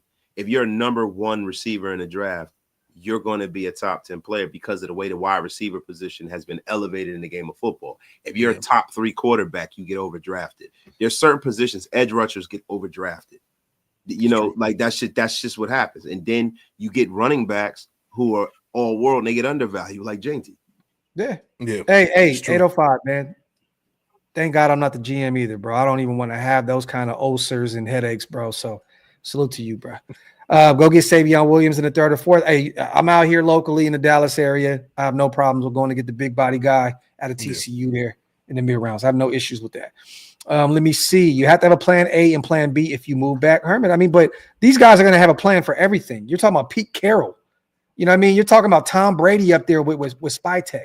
They're going to have a plan A, B, C, D. They're going to have all that. This is year 1 with all these guys. Pete Carroll in year 1 at 73. Tom Brady year 1 as a minority owner who has a lot a say with the way the football thing goes. Spytech in year 1. They're gonna have everything, every T crossed and every I. Is that what it is? I dotted. Yeah, every T cross. Yes, sir. All that good shit. You know what I mean? So I'm not worried about it. Salute to God and family once again. T-Mac was top 5 in short, intermediate, and long passes in college, but it's still trenches and memorable. Talk, God and family. But once again, I have no problem with McMillan. I have no issue with McMillan. I hope that kid succeeds, whether it's with us or elsewhere. I have no problem. I wouldn't even be shocked if New England took him. They're having a rough time right now getting a wide receiver. They took him at 4. I'd be like, I wouldn't be shocked. Honestly, I can see him going at 4. Yeah.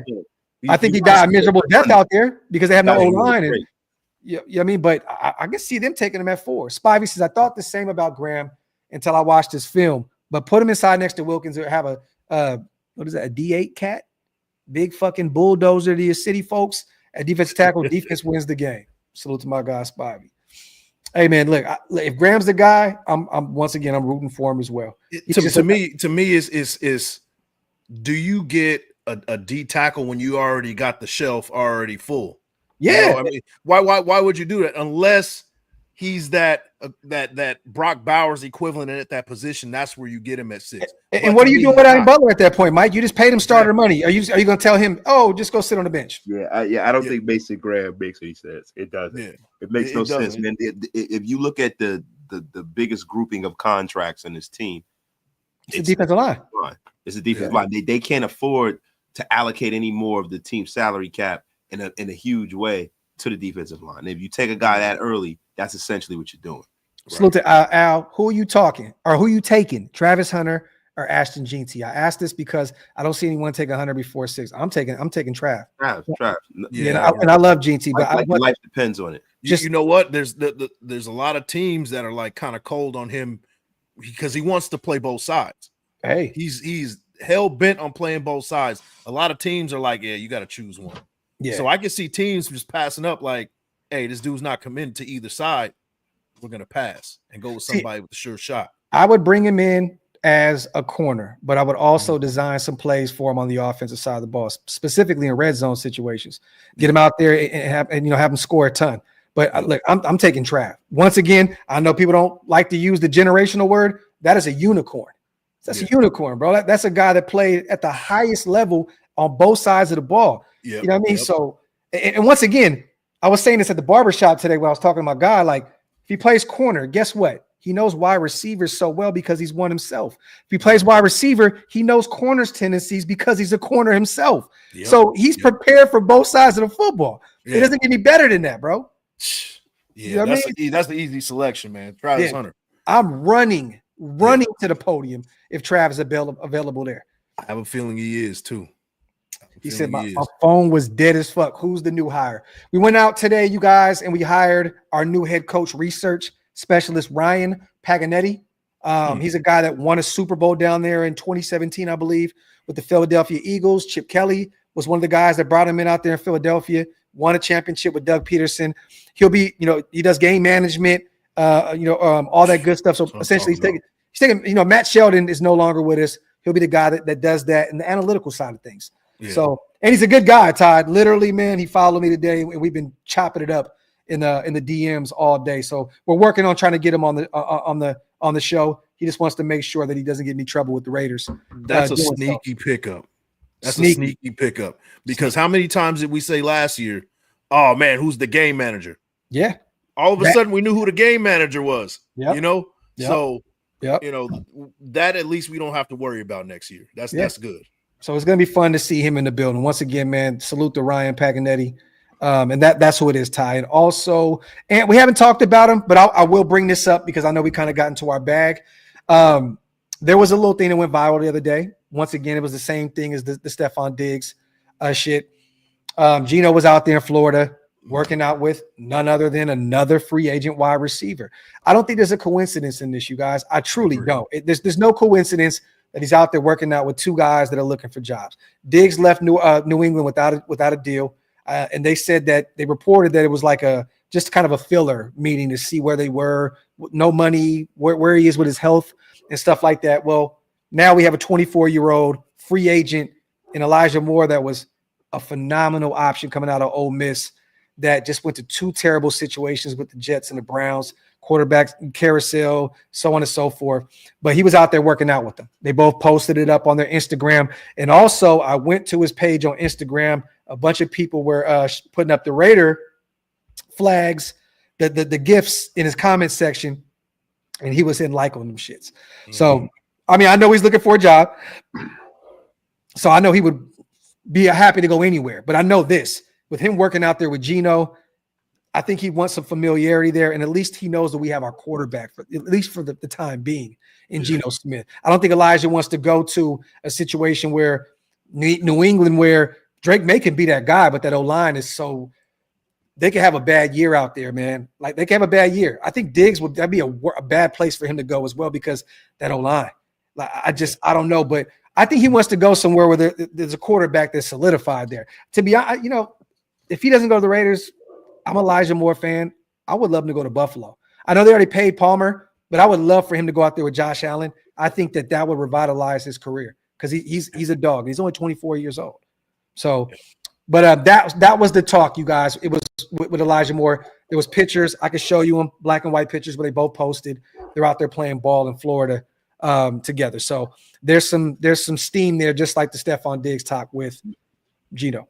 Well, I think when there's smoke, there's fire with this one. There's always these players. Everybody gets kind of mocked to the Raiders, but Geno Smith is actively recruiting people to play with.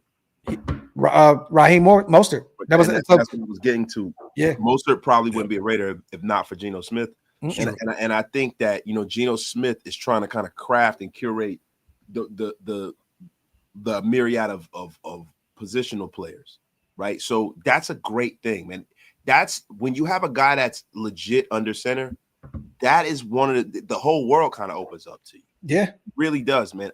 Look, if I'm the Raiders, I'm not letting Elijah Moore leave the building. This is a guy that is exactly what we're looking for. He's young, he's inexpensive, and he has a huge, huge ceiling of talent. Yep, a lot of potential, untapped potential. And he's 6'1", somewhere over 6 foot, 6'1". He's essentially what Jacoby Myers was before he got here. Yeah, but I would love it. We already know that Brock is our number one. If you can bring in Elijah Moore with the Jacoby on a 1 year kind of prove it deal. Let me say this. If you bring in Elijah Moore on a 1 year deal, I'm telling y'all now, he won't be leaving that building next year. He'll end up having a 3-4 year deal. He's 24 years old, ton of talent. And once again, when you got Zach Wilson throwing you the ball with the Jets, and then you go to Cleveland and got every quarterback under the sun throwing you the football, shit gets a little spooky out there. Salute to Ty, gifting 5 OLV Raiders Network memberships as well. My brother, I appreciate you so much. Salute to all the new Green Dot gang and Get Off My Lawn gang. Hit the links up top, you guys. If you guys want to become members, it definitely helps us out. Salutes to Nav real quick. We draft Hunter. Fuck that. He's going to roll 1,000 snaps wide receiver and corner until we kill him, or he better be at one more than the other. Ride a horse, wide receiver, corner, both needs. This is the thing with the NFL. The NFL is starting to trend towards low management. Okay, 5'11". He's somewhere in that range. 5'11", 6 foot. The NFL is starting to trend towards load management the same way the NBA does. Because it snaps, right? You've added an extra game. They're trying to add more games. Yeah, that's the reason why Travis Hunter is never going to play on some Shohei Ohtani kind of stuff in the National Football League. No. He's going to be drafted on one side of the football, and they're going to have packages for him on the other one. And that's that. All of these teams, it's a copycat league. All of these teams are trending towards load management and how many snaps that you're out there per season. Yeah. And once again, my bad, you guys, 5'11", and to be honest, closer to 5'10". So Elijah Moore is more of a smaller wide receiver. But once again, man, if you watched him at Ole Miss, you know what this kid can do. And realistically, he's had over 500 yards receiving every year, even with these bad teams. Outside of 2022, where he had 446 with Zach Wilson throwing him the ball. So, but once again, this is the kind of move, right? That the kind of moves that Spytech has been making. Those kind of moves. A 1-year inexpensive deal, bringing a guy, see if he really wants it, see if he really wants to go out there and perform, and then they'll take care of him in the long run. But yeah, I was totally off in terms of height. So thank you, Q. I know you put that in the comment section. I was totally wrong. Salute to God family and Raiders for life as well. Gifting 5 OLV Raiders Network memberships. My dog, I appreciate you so much. There's one more thing I wanted to talk to you guys about as well. DeMokes, I missed your super. My bad, brother. God and family, man. Salute to all the new members because of my guy in the building. Where's DeMokes at? I didn't see DeMokes. We got still 1,800 people rocking in the building. Salute to everybody here, man, rocking with us. Whether you're watching on Waste's channel or my channel, man, make sure you guys hit those likes and hit that sub button. I'm trying to find the Mokes, man. I can't. Oh, okay. O-line at 6. Oh, we talked about that. Have no issue. No issue if that's the move. No issue, the Mokes. And once again, Wasted was on the soapbox about the kid out of Missouri, the right tackle, which I have no issue with Mimbu there if you take him at 6. And I could see him being the guy that upsets the apple cart with us so that we get a JD. Yeah. You know what I'm saying? Like, bro, I'm under the estimation that if we take a running back, I'm ecstatic. If we take McMillan, guess what? I'll give him a chance because he does have some physical skills, and I think that he can win at the next level. He'd have to work on the route run. Does it scare me? Yeah. You know what I'm saying? But it's not like he's just like a dud, right? If you take Mason Graham, I can wrap my mind around that. I don't really want us to. So I think, once you re-sign, I was more open to Mason Graham before we signed Adam Butler. Now that we have Adam Butler, I'm kind of cool on that. I prefer to do that later in the draft. But I'm just under the estimation the Raiders, the world is open to them because of making the Geno Smith move. We're not in a situation where it's quarterback or bust, where we have to sell our right arm to get a specific player. We're dead in the water. Yeah.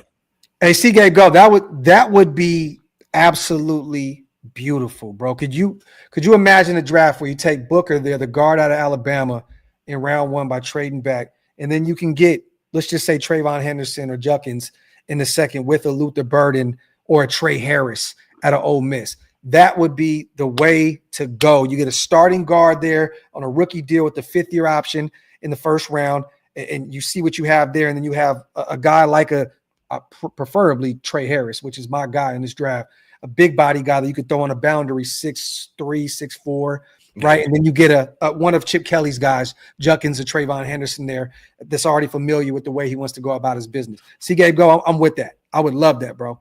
And salute to the real relic. I don't know if you remember me, fam, but I started messing with you a long time ago. Love what y'all do. What are we doing at free safety, y'all? I mean, I think we're pretty much set in stone here, right? I mean, at this point, let me just say, with what we have, it's looking like it's going to be Palomau and Chin out there. That's the duo at the safety position. Yeah. Now, unless these guys get a little creative here, and they go get our guy out of South Carolina, trade back, get the safety over there. He's what, 6'4"? He got that build that Pete Carroll loves out of his safeties. He's essentially Cam Chancellor. Yeah, he tore up the combine, but I think his when you look at his tape, it's not congruent with what he did at the combine. You know, the kid at Georgia is a better center. And you know what's funny? NFL.com Wasted had him comped. You know who his comp was? Oh, Jeremy Chin. Jeremy Chin. That's funny. But I think the kid Malachi out of Georgia is the best safety. He's the best safety. Oh, Malachi Starks. Starks. Malachi Starks the best safety in this draft. Okay. You know, I'm a Notre Dame guy, so Xavier Watts, 10 times out of 10, baby. Let's go. Salute to Ben. Dan missed most of the stream. Let's go Raiders. Salute to my guy Ben on the $7.99 special. My brother, we appreciate you so much. Run it back if you get a chance to, man, and check us out. And salute to God and family gifting. There we go. Fire Raider Nation. So it is up. So the link is up there. Okay, cool. We got it. We got it. Salute, man, to all the new Get Off My Line gang in the building because of our brother, God, family, and Raiders for life. Appreciate you, bro, because I know somebody said it wasn't working.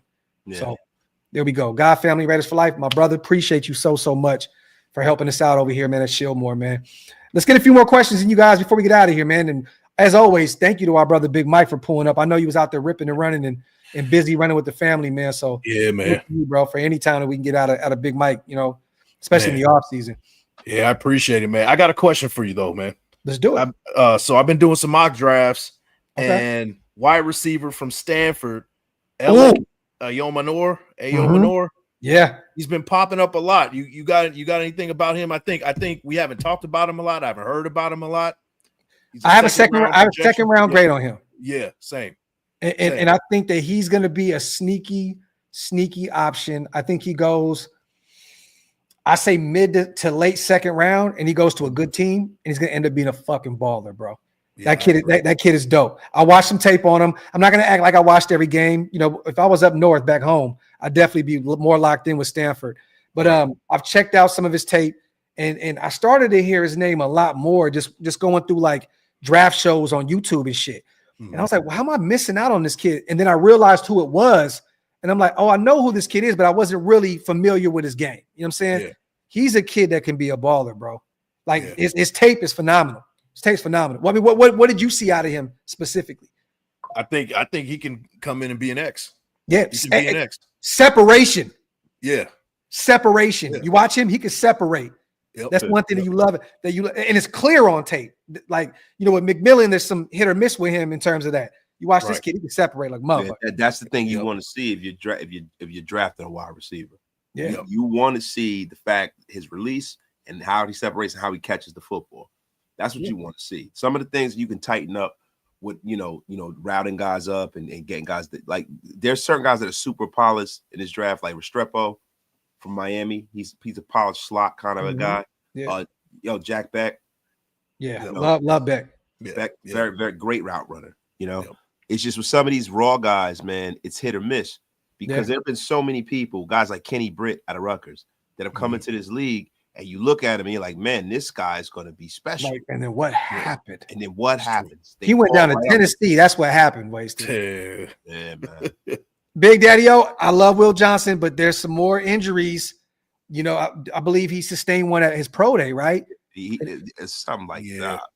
Something. It was some freak accident, but he kind of fell off my list. Yeah, I think he's going to drop. I think he'll drop and be available there probably in the mid first. But I'm not taking him at 6. If we traded back and took Will, I wouldn't have an issue. I've said it since day one though. The injury scared me, and then pro day happened, and I'm like, man, see, this is kind of. I'm just kind of with Will Johnson, but the dude is phenomenal. He could be an all-pro type talent if he could stay healthy. Yeah. I didn't know that Malachi Starks was 6'4" either, bro. Damn. Holy shit. Look, Malachi Starks is the best safety in this draft. Hands down. 6'4", man. That's Amenwari, you look at the tape, he looks a lot to me, and I know people don't want to hear it. He looks like Obi Belafonte to me. He looks like a guy that he looks like Tarzan, plays like Jane. Who'd you say? The Obi, the GOAT Belafonte. No. Who'd you say reminded you of him? Nick Amenwari. Oh, okay. Damn, bro, for real? Yeah, I mean, he's a little more athletic than Obi, but he's one of them guys where you don't see him like he's chasing guys down from behind. He doesn't have those instincts like with Obi. What we used to see, the Connecticut GOAT, bro. When you see a safety that knows where he's supposed to be, they stick their head in there at any time. They breaking things up. You don't see a lot of that from Nick Amenwari. Yeah. You don't see a lot of that. You see him chasing people down and showing his athleticism, but you don't see the instincts that it takes to be a great safety. So what is he, 6'4" or 6'1"? Because I'm like, bro, like if he's that, I'm like, what the fuck is going on? I think they're tripping. He's not 6'4". Okay, I was like 6'4". No, he's not 6'4". Yeah, he's closer to 6'2". Okay. Either way, he has good size for a safety. Yeah, for sure. Yeah, 6'4" is crazy. Yeah, I'm like, what the fuck? Now I thought. The kid out of South, I always butcher his name though, but he's 6'4", 6'3", 6'4". Yeah. The kid out of South Carolina, right? Yeah, he's huge. He looks like freaking Cam Chancellor's kid. Yeah, facts. Facts. Salute, man, everybody here in the building. As always, we're about to come up on 2 hours. If you guys want to get a couple more questions in, man, get them in before we get out of here. Once again, salute to my people.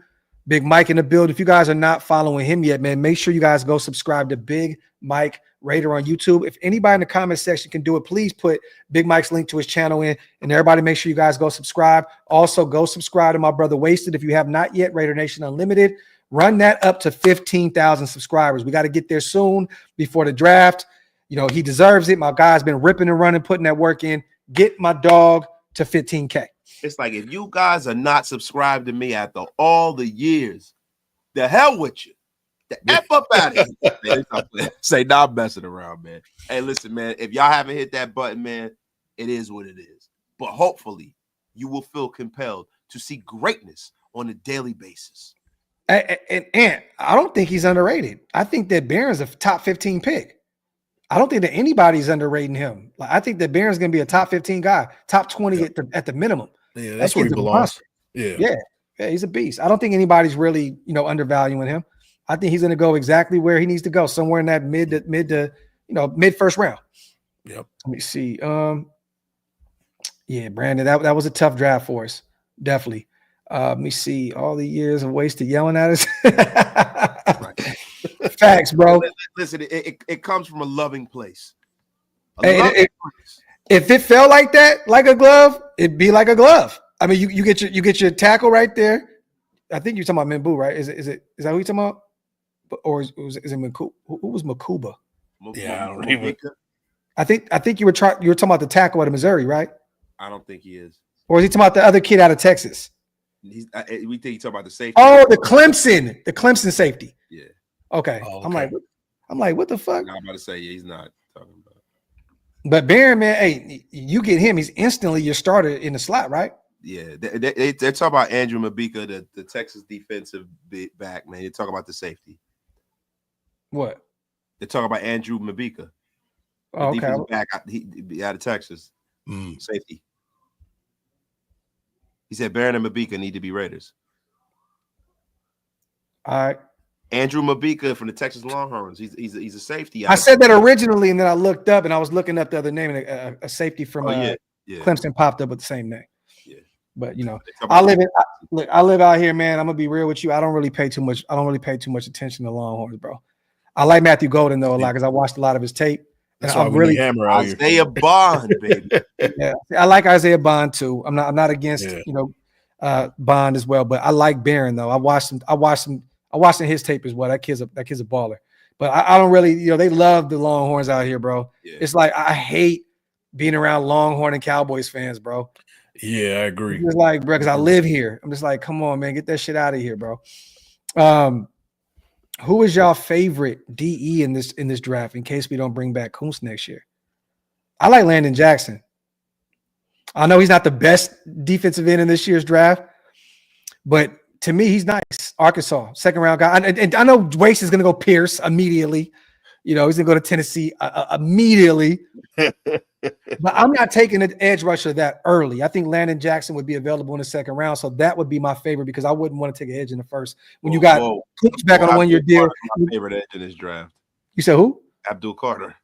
Oh, fuck. Yeah, Abdul. I was like, wait a minute. Yeah, Abdul Carter for sure, bro.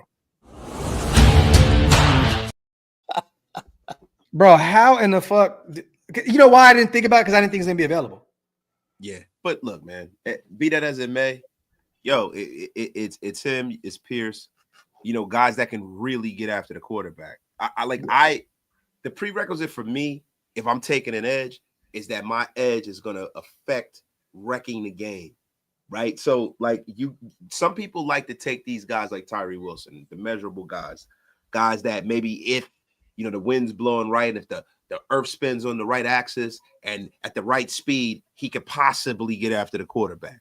I don't like pass rushers like that. I like pass rushers, even if they're a little undersized, that can hunt the freaking quarterback. Bring in Landon Jackson. He looks up to Max Crosby. He has a motor like Max. He'll learn more from Max. Bring in the kid out of Arkansas that looks like Charlie Villanueva. Bring him in. I need him. If you don't have alopecia, I don't want you as an edge rusher in this year's draft class. I just don't, bro. Simple and plain. Ty, I don't know what's going on, bro. You said he can't gift them, wasted. Yo, Ty, I don't know what's going on. I think everything's cool now.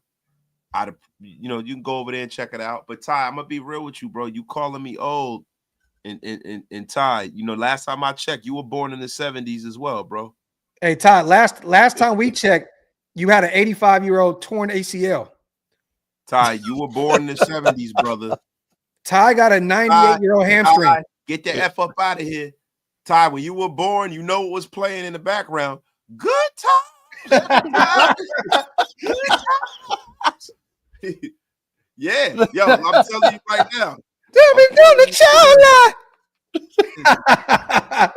So the God of family. Can't have the graph without the wasted. One love. Salute to my God and family. My brother, he got the gout too. 3 clicks to the true facts. Hey, no, Ty is the original goutinator, bro. Yeah, that's right. Ty had trench foot a long time ago. It's crazy, man. Yeah, I'm mad, bro. That he mentioned the edge rusher and Abdul Carter didn't even come to like that's crazy to me, bro. Like, yeah, I know I'm like it happens. It's something, Abdul Carter is so good. You almost view him as something else. Yeah. Salute to Snake Fist. Greeting, Grab. Surgery went well. Cancer free. Let's go. Thank the nation for the prayer. Come on, man. Let me tell you something. Snake Fist Kempo Raider. Kempo is a dope martial arts. This guy will kick your ass, and he's cancer free. And he just kick cancer's ass. Bro, if you can kick cancer's ass, bro, I don't even want to know what you're capable of doing, bro. Yeah, man. Hey, combat veteran too, man. Hey, come on, man. Bruh. Salute to my guy, Snake Fist Kempo Raider. We love you, bro. Proud of you, man. God is good. Man, live your life, brother. Salute to you, man. Salute to God and family. Once again, Gout called Ty Davis and asked for a refund. Boo. Boo this man. Tomato this man. Yes, you are so glad that you can't unceremoniously block because my soundboard isn't working today. F up out of here with your bro. Wait, what's going on? The soundboard's not working. You can't give membership. What the fuck is going on in Wasted Talent's world today? Man, hey, Graf, I don't know the same thing that's been going on in your world in perpetuity. I know you're on lean right now. Oh, whoa. No, not like that. Not like that. Not like that. Chill, bro. No, you took some flu medicine. Whoa. It's flu medicine. Easy. Because I ain't gonna lie to you. You've been scratching yourself this whole life, bro. This guy. Bro, Wasted over here. Yeah, this man. Guy what you do is it's not generational, you guys. The last rap of Wasted show. I mean, this guy is gonna have me. He's gonna have me on the chow line too. This guy got accusations, bro. I have a safety sensitive job, but never the F up out of with your crap. I don't even drink. Generational is subjective, y'all. I don't even drink. I know you ain't talking JoJo Dancer. This guy's up here. This guy's up here like this. Hey, listen, man. Hey, man, I got allergies, motherfucker. Yeah, he's up there like, hey, listen, he's generational. F up out of here with your crap. Yo, hey, what am I doing right now? Brain spotting with Grab. What am I doing right now? I'm leaning. Salute to Nav. Many ask about Geno not signed yet. The fact is the following. The roster bonuses owed to Geno from the Sea Chickens is the hang-up. Fuck cancer. Let's go, bro. Salute to my guy, Nav, man. That was a great one right there, man. Salute to my guy. And then salute to Sir Got the Juice 82, my dog. Appreciate you. We don't know what side of things, but we don't even care, man. We appreciate you are becoming green dot. Get off my lawn game, my brother. Salute to you. Appreciate you, bro. Salute to Ty. Wasted Rock a George Jefferson hairline with a soul glow Jerry curl. You damn right, Pack. Get back. Yo, salute, man, to everybody in the building. Salute to Ty.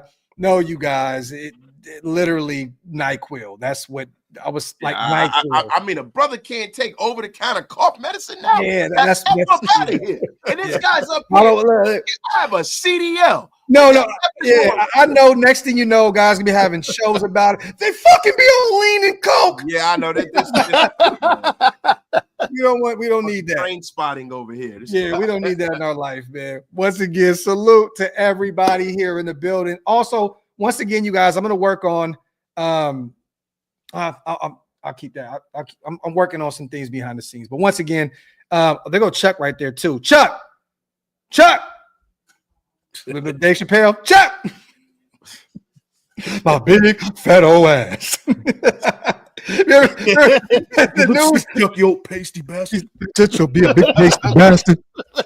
Hey, Chuck, we need a graph and wasted intro, bro. And we don't want to spend $1,200-$1,300 on it, bro. Yeah, I know, Chuck.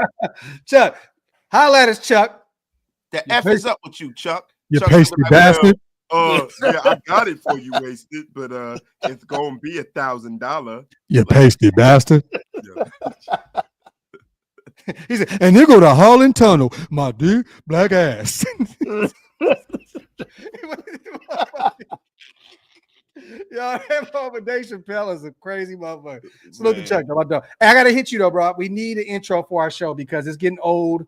Playing my intro with the, I mean, with the, it looks like I'm a visitor on my own damn show. And no, what's going on here? And I didn't realize, wasted too. Look right next to you, bro. I didn't even realize.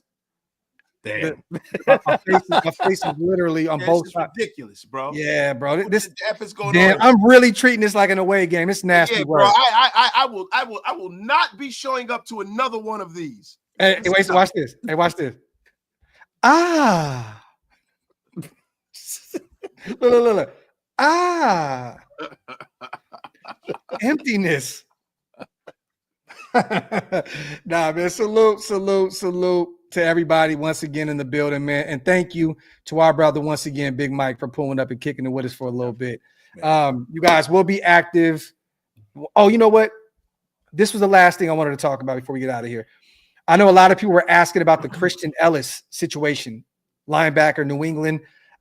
We'll know tomorrow if New England ends up matching that contract. What we offered you guys was 4.8. That's what was reported. They're not going to match it. 4.8, and I think the tender was like 3.2 million. It was 3.3. It was almost 3. It was 3.2 and change. It was almost 3.3. New England brought in some linebackers. I don't think he kind of fits the archetype of what they had going on. They're going to let him walk. Yeah, so I'm expecting us, and I know people may not want to hear this because people are just kind of hearing who this kid is. I think he's going to be a starter.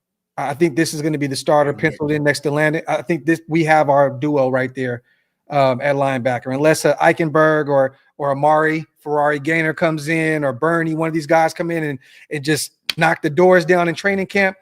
I'm assuming you guys that Landon Roberts and Christian Ellis will be our starting linebackers, unless we go early in the draft. But see, the thing is, you got to look at how many linebackers are going to play the field at a time.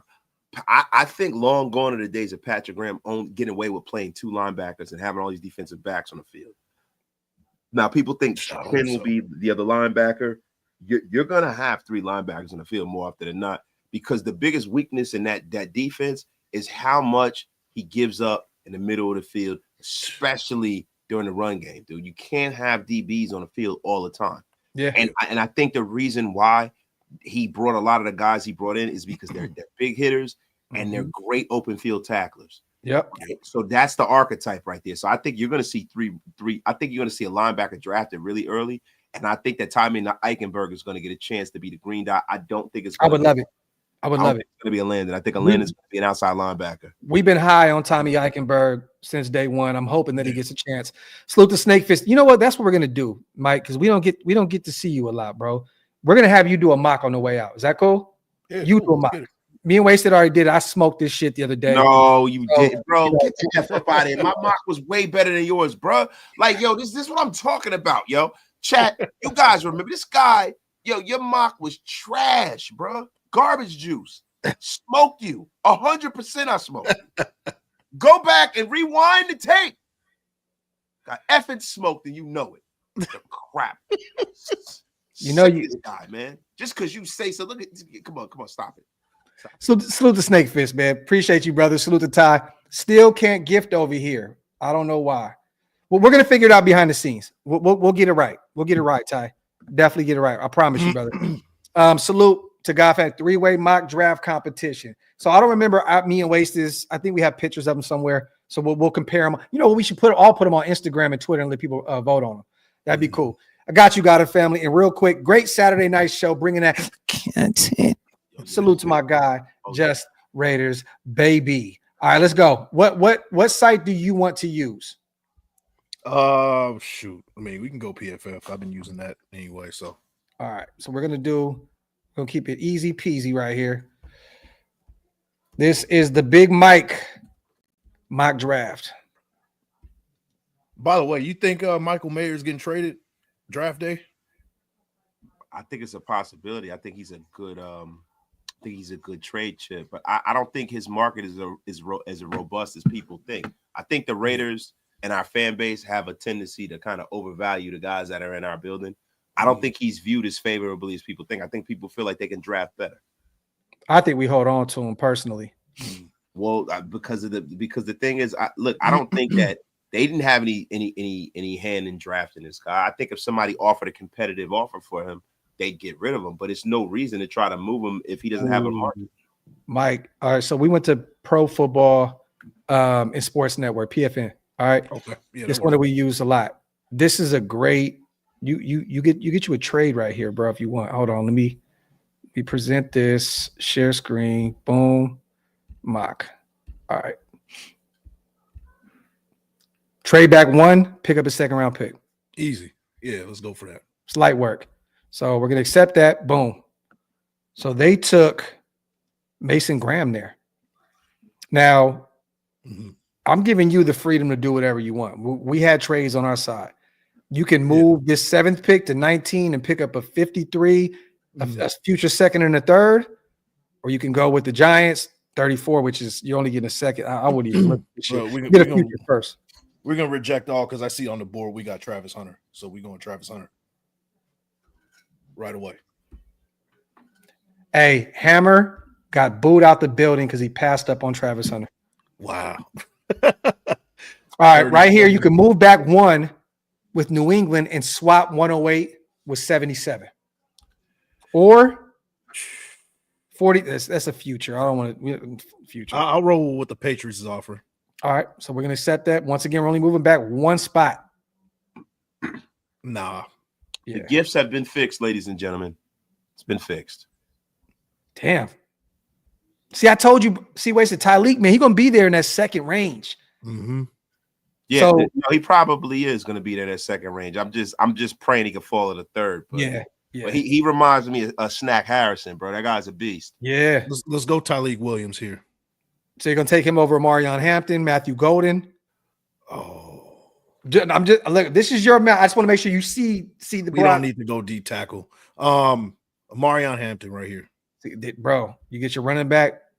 All right, we're gonna reject all this shit because we moved back already twice. Damn, Golden's still available. Second round. Grab Golden right here. Oh man, you just addressed the whole offense, brother. Hey, I ain't gonna lie. I think Mike smacked us around, bro. It's nasty work. Let's see what we got. Right now, we got a corner, running back, wide receiver. Okay. And by getting Matthew Golden there is great because now just put Trav at corner. You ain't even got to play around with that shit. Yeah. You know what I mean? Like you got your corner. And there's your kid, right? Bro, you can go back to back. Oh, no, we just got Golden though. Yeah, we don't need to do that. Let's go with the best on the board. D tackle Deion Walker. Love it. 6'7". Let's go. All right, we'll reject that. What position? Oh, there's Omar Norman. Okay, that's the kid that LT was talking about at Tennessee. Okay. I'm gonna have to do some research on it. Yeah. I get a QB. Oh man. I mean, you? I mean, you got Geno, bro. I mean, do you have to get one right now? Let's see what's on the board with QB though. That's a good idea. 77. I'm not going either any of those. Man. Where you want to go? You want to go to? Let's go guard. Let's see what's at guard. Yeah, haven't seen that yet. Oh, Dylan Fairchild, baby. I like Jackson Slater. It might be early. Yeah, you know what? Jackson Slater you can grab later though. Let's go Fairchild. This is kind of a reach, but I'll roll with that. All right.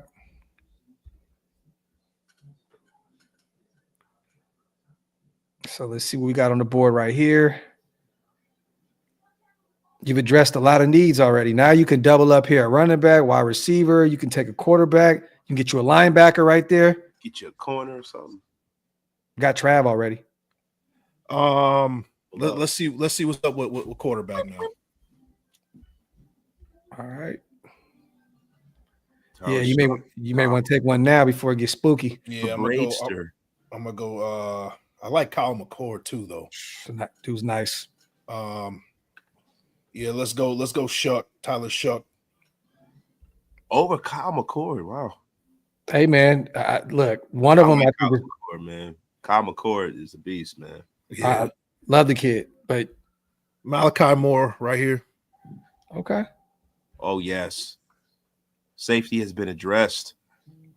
Fill it to the brim. Man. And I think since we're gonna move on from Michael Mayer, let's go Luke. Whoa, Lacey, okay. You're gonna take a tight end here. Luke Lachey. Okay. And then let's go old tackle Dalton Cooper. Okay. So cool. So I talked to that kid at the Shrine Bowl, man. He's a good kid. It's a big boy, dude. Let me see. All right. You know you got to get somebody named Jaquavius. Hey, bro. Yeah. Hey, bro, that motherfucker's a monster. Bro, he's one of my favorite late round guys in this draft. That dude in the passing game is Big Mike, you know.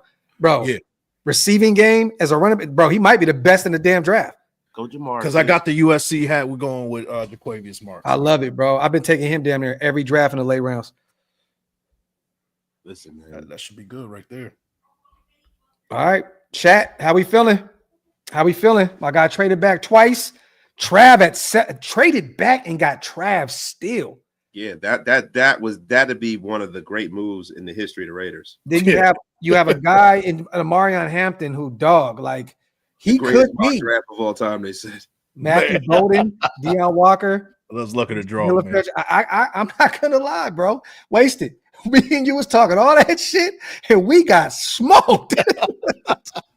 That's because he did a trade, man. I don't hear that crap. Hey, he did two of them. Hey, but he did what he wanted to do. Bum. Hey, Cooper, you got Dalton Cooper at 215, Marks at 222. Got you a guard. Look, I am hating, man. That junk is nice. That's a great draft, man. Yeah, hey, he smoked your ass, bro, for sure. He smoked. Yeah, he just smoked me singularly, bro. Don't try to gaslight. I'm just telling you, bro. Like it's kind of out of here, man. It's kind of nasty the way that guy did you. Man. That motherfucker cooked your boots up, bro. Let me tell you something, bro. This is nasty as the bottom row of your teeth.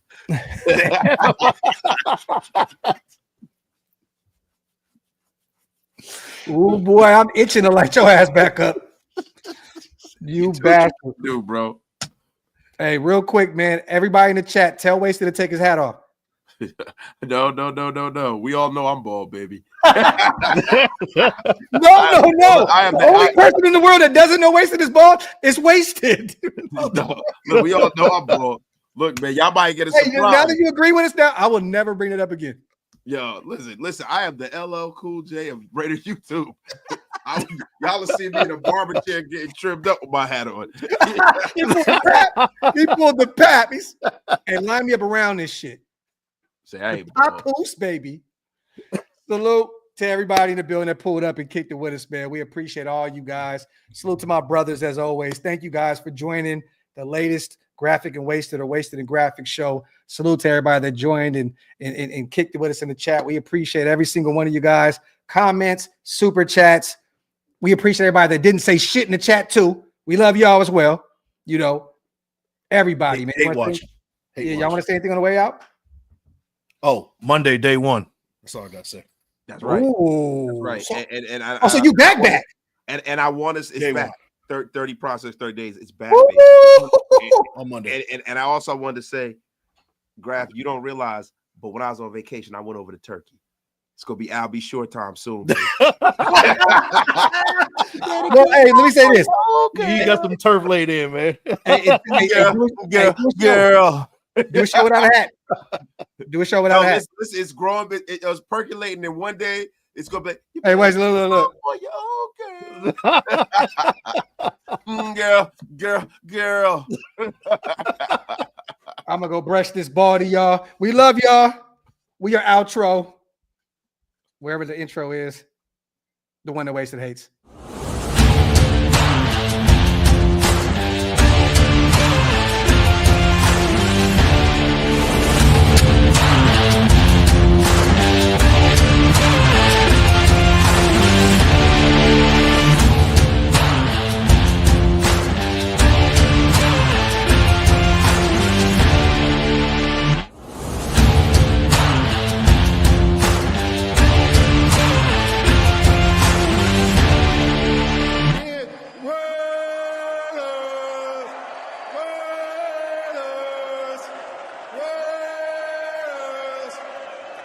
That's what I'm talking about.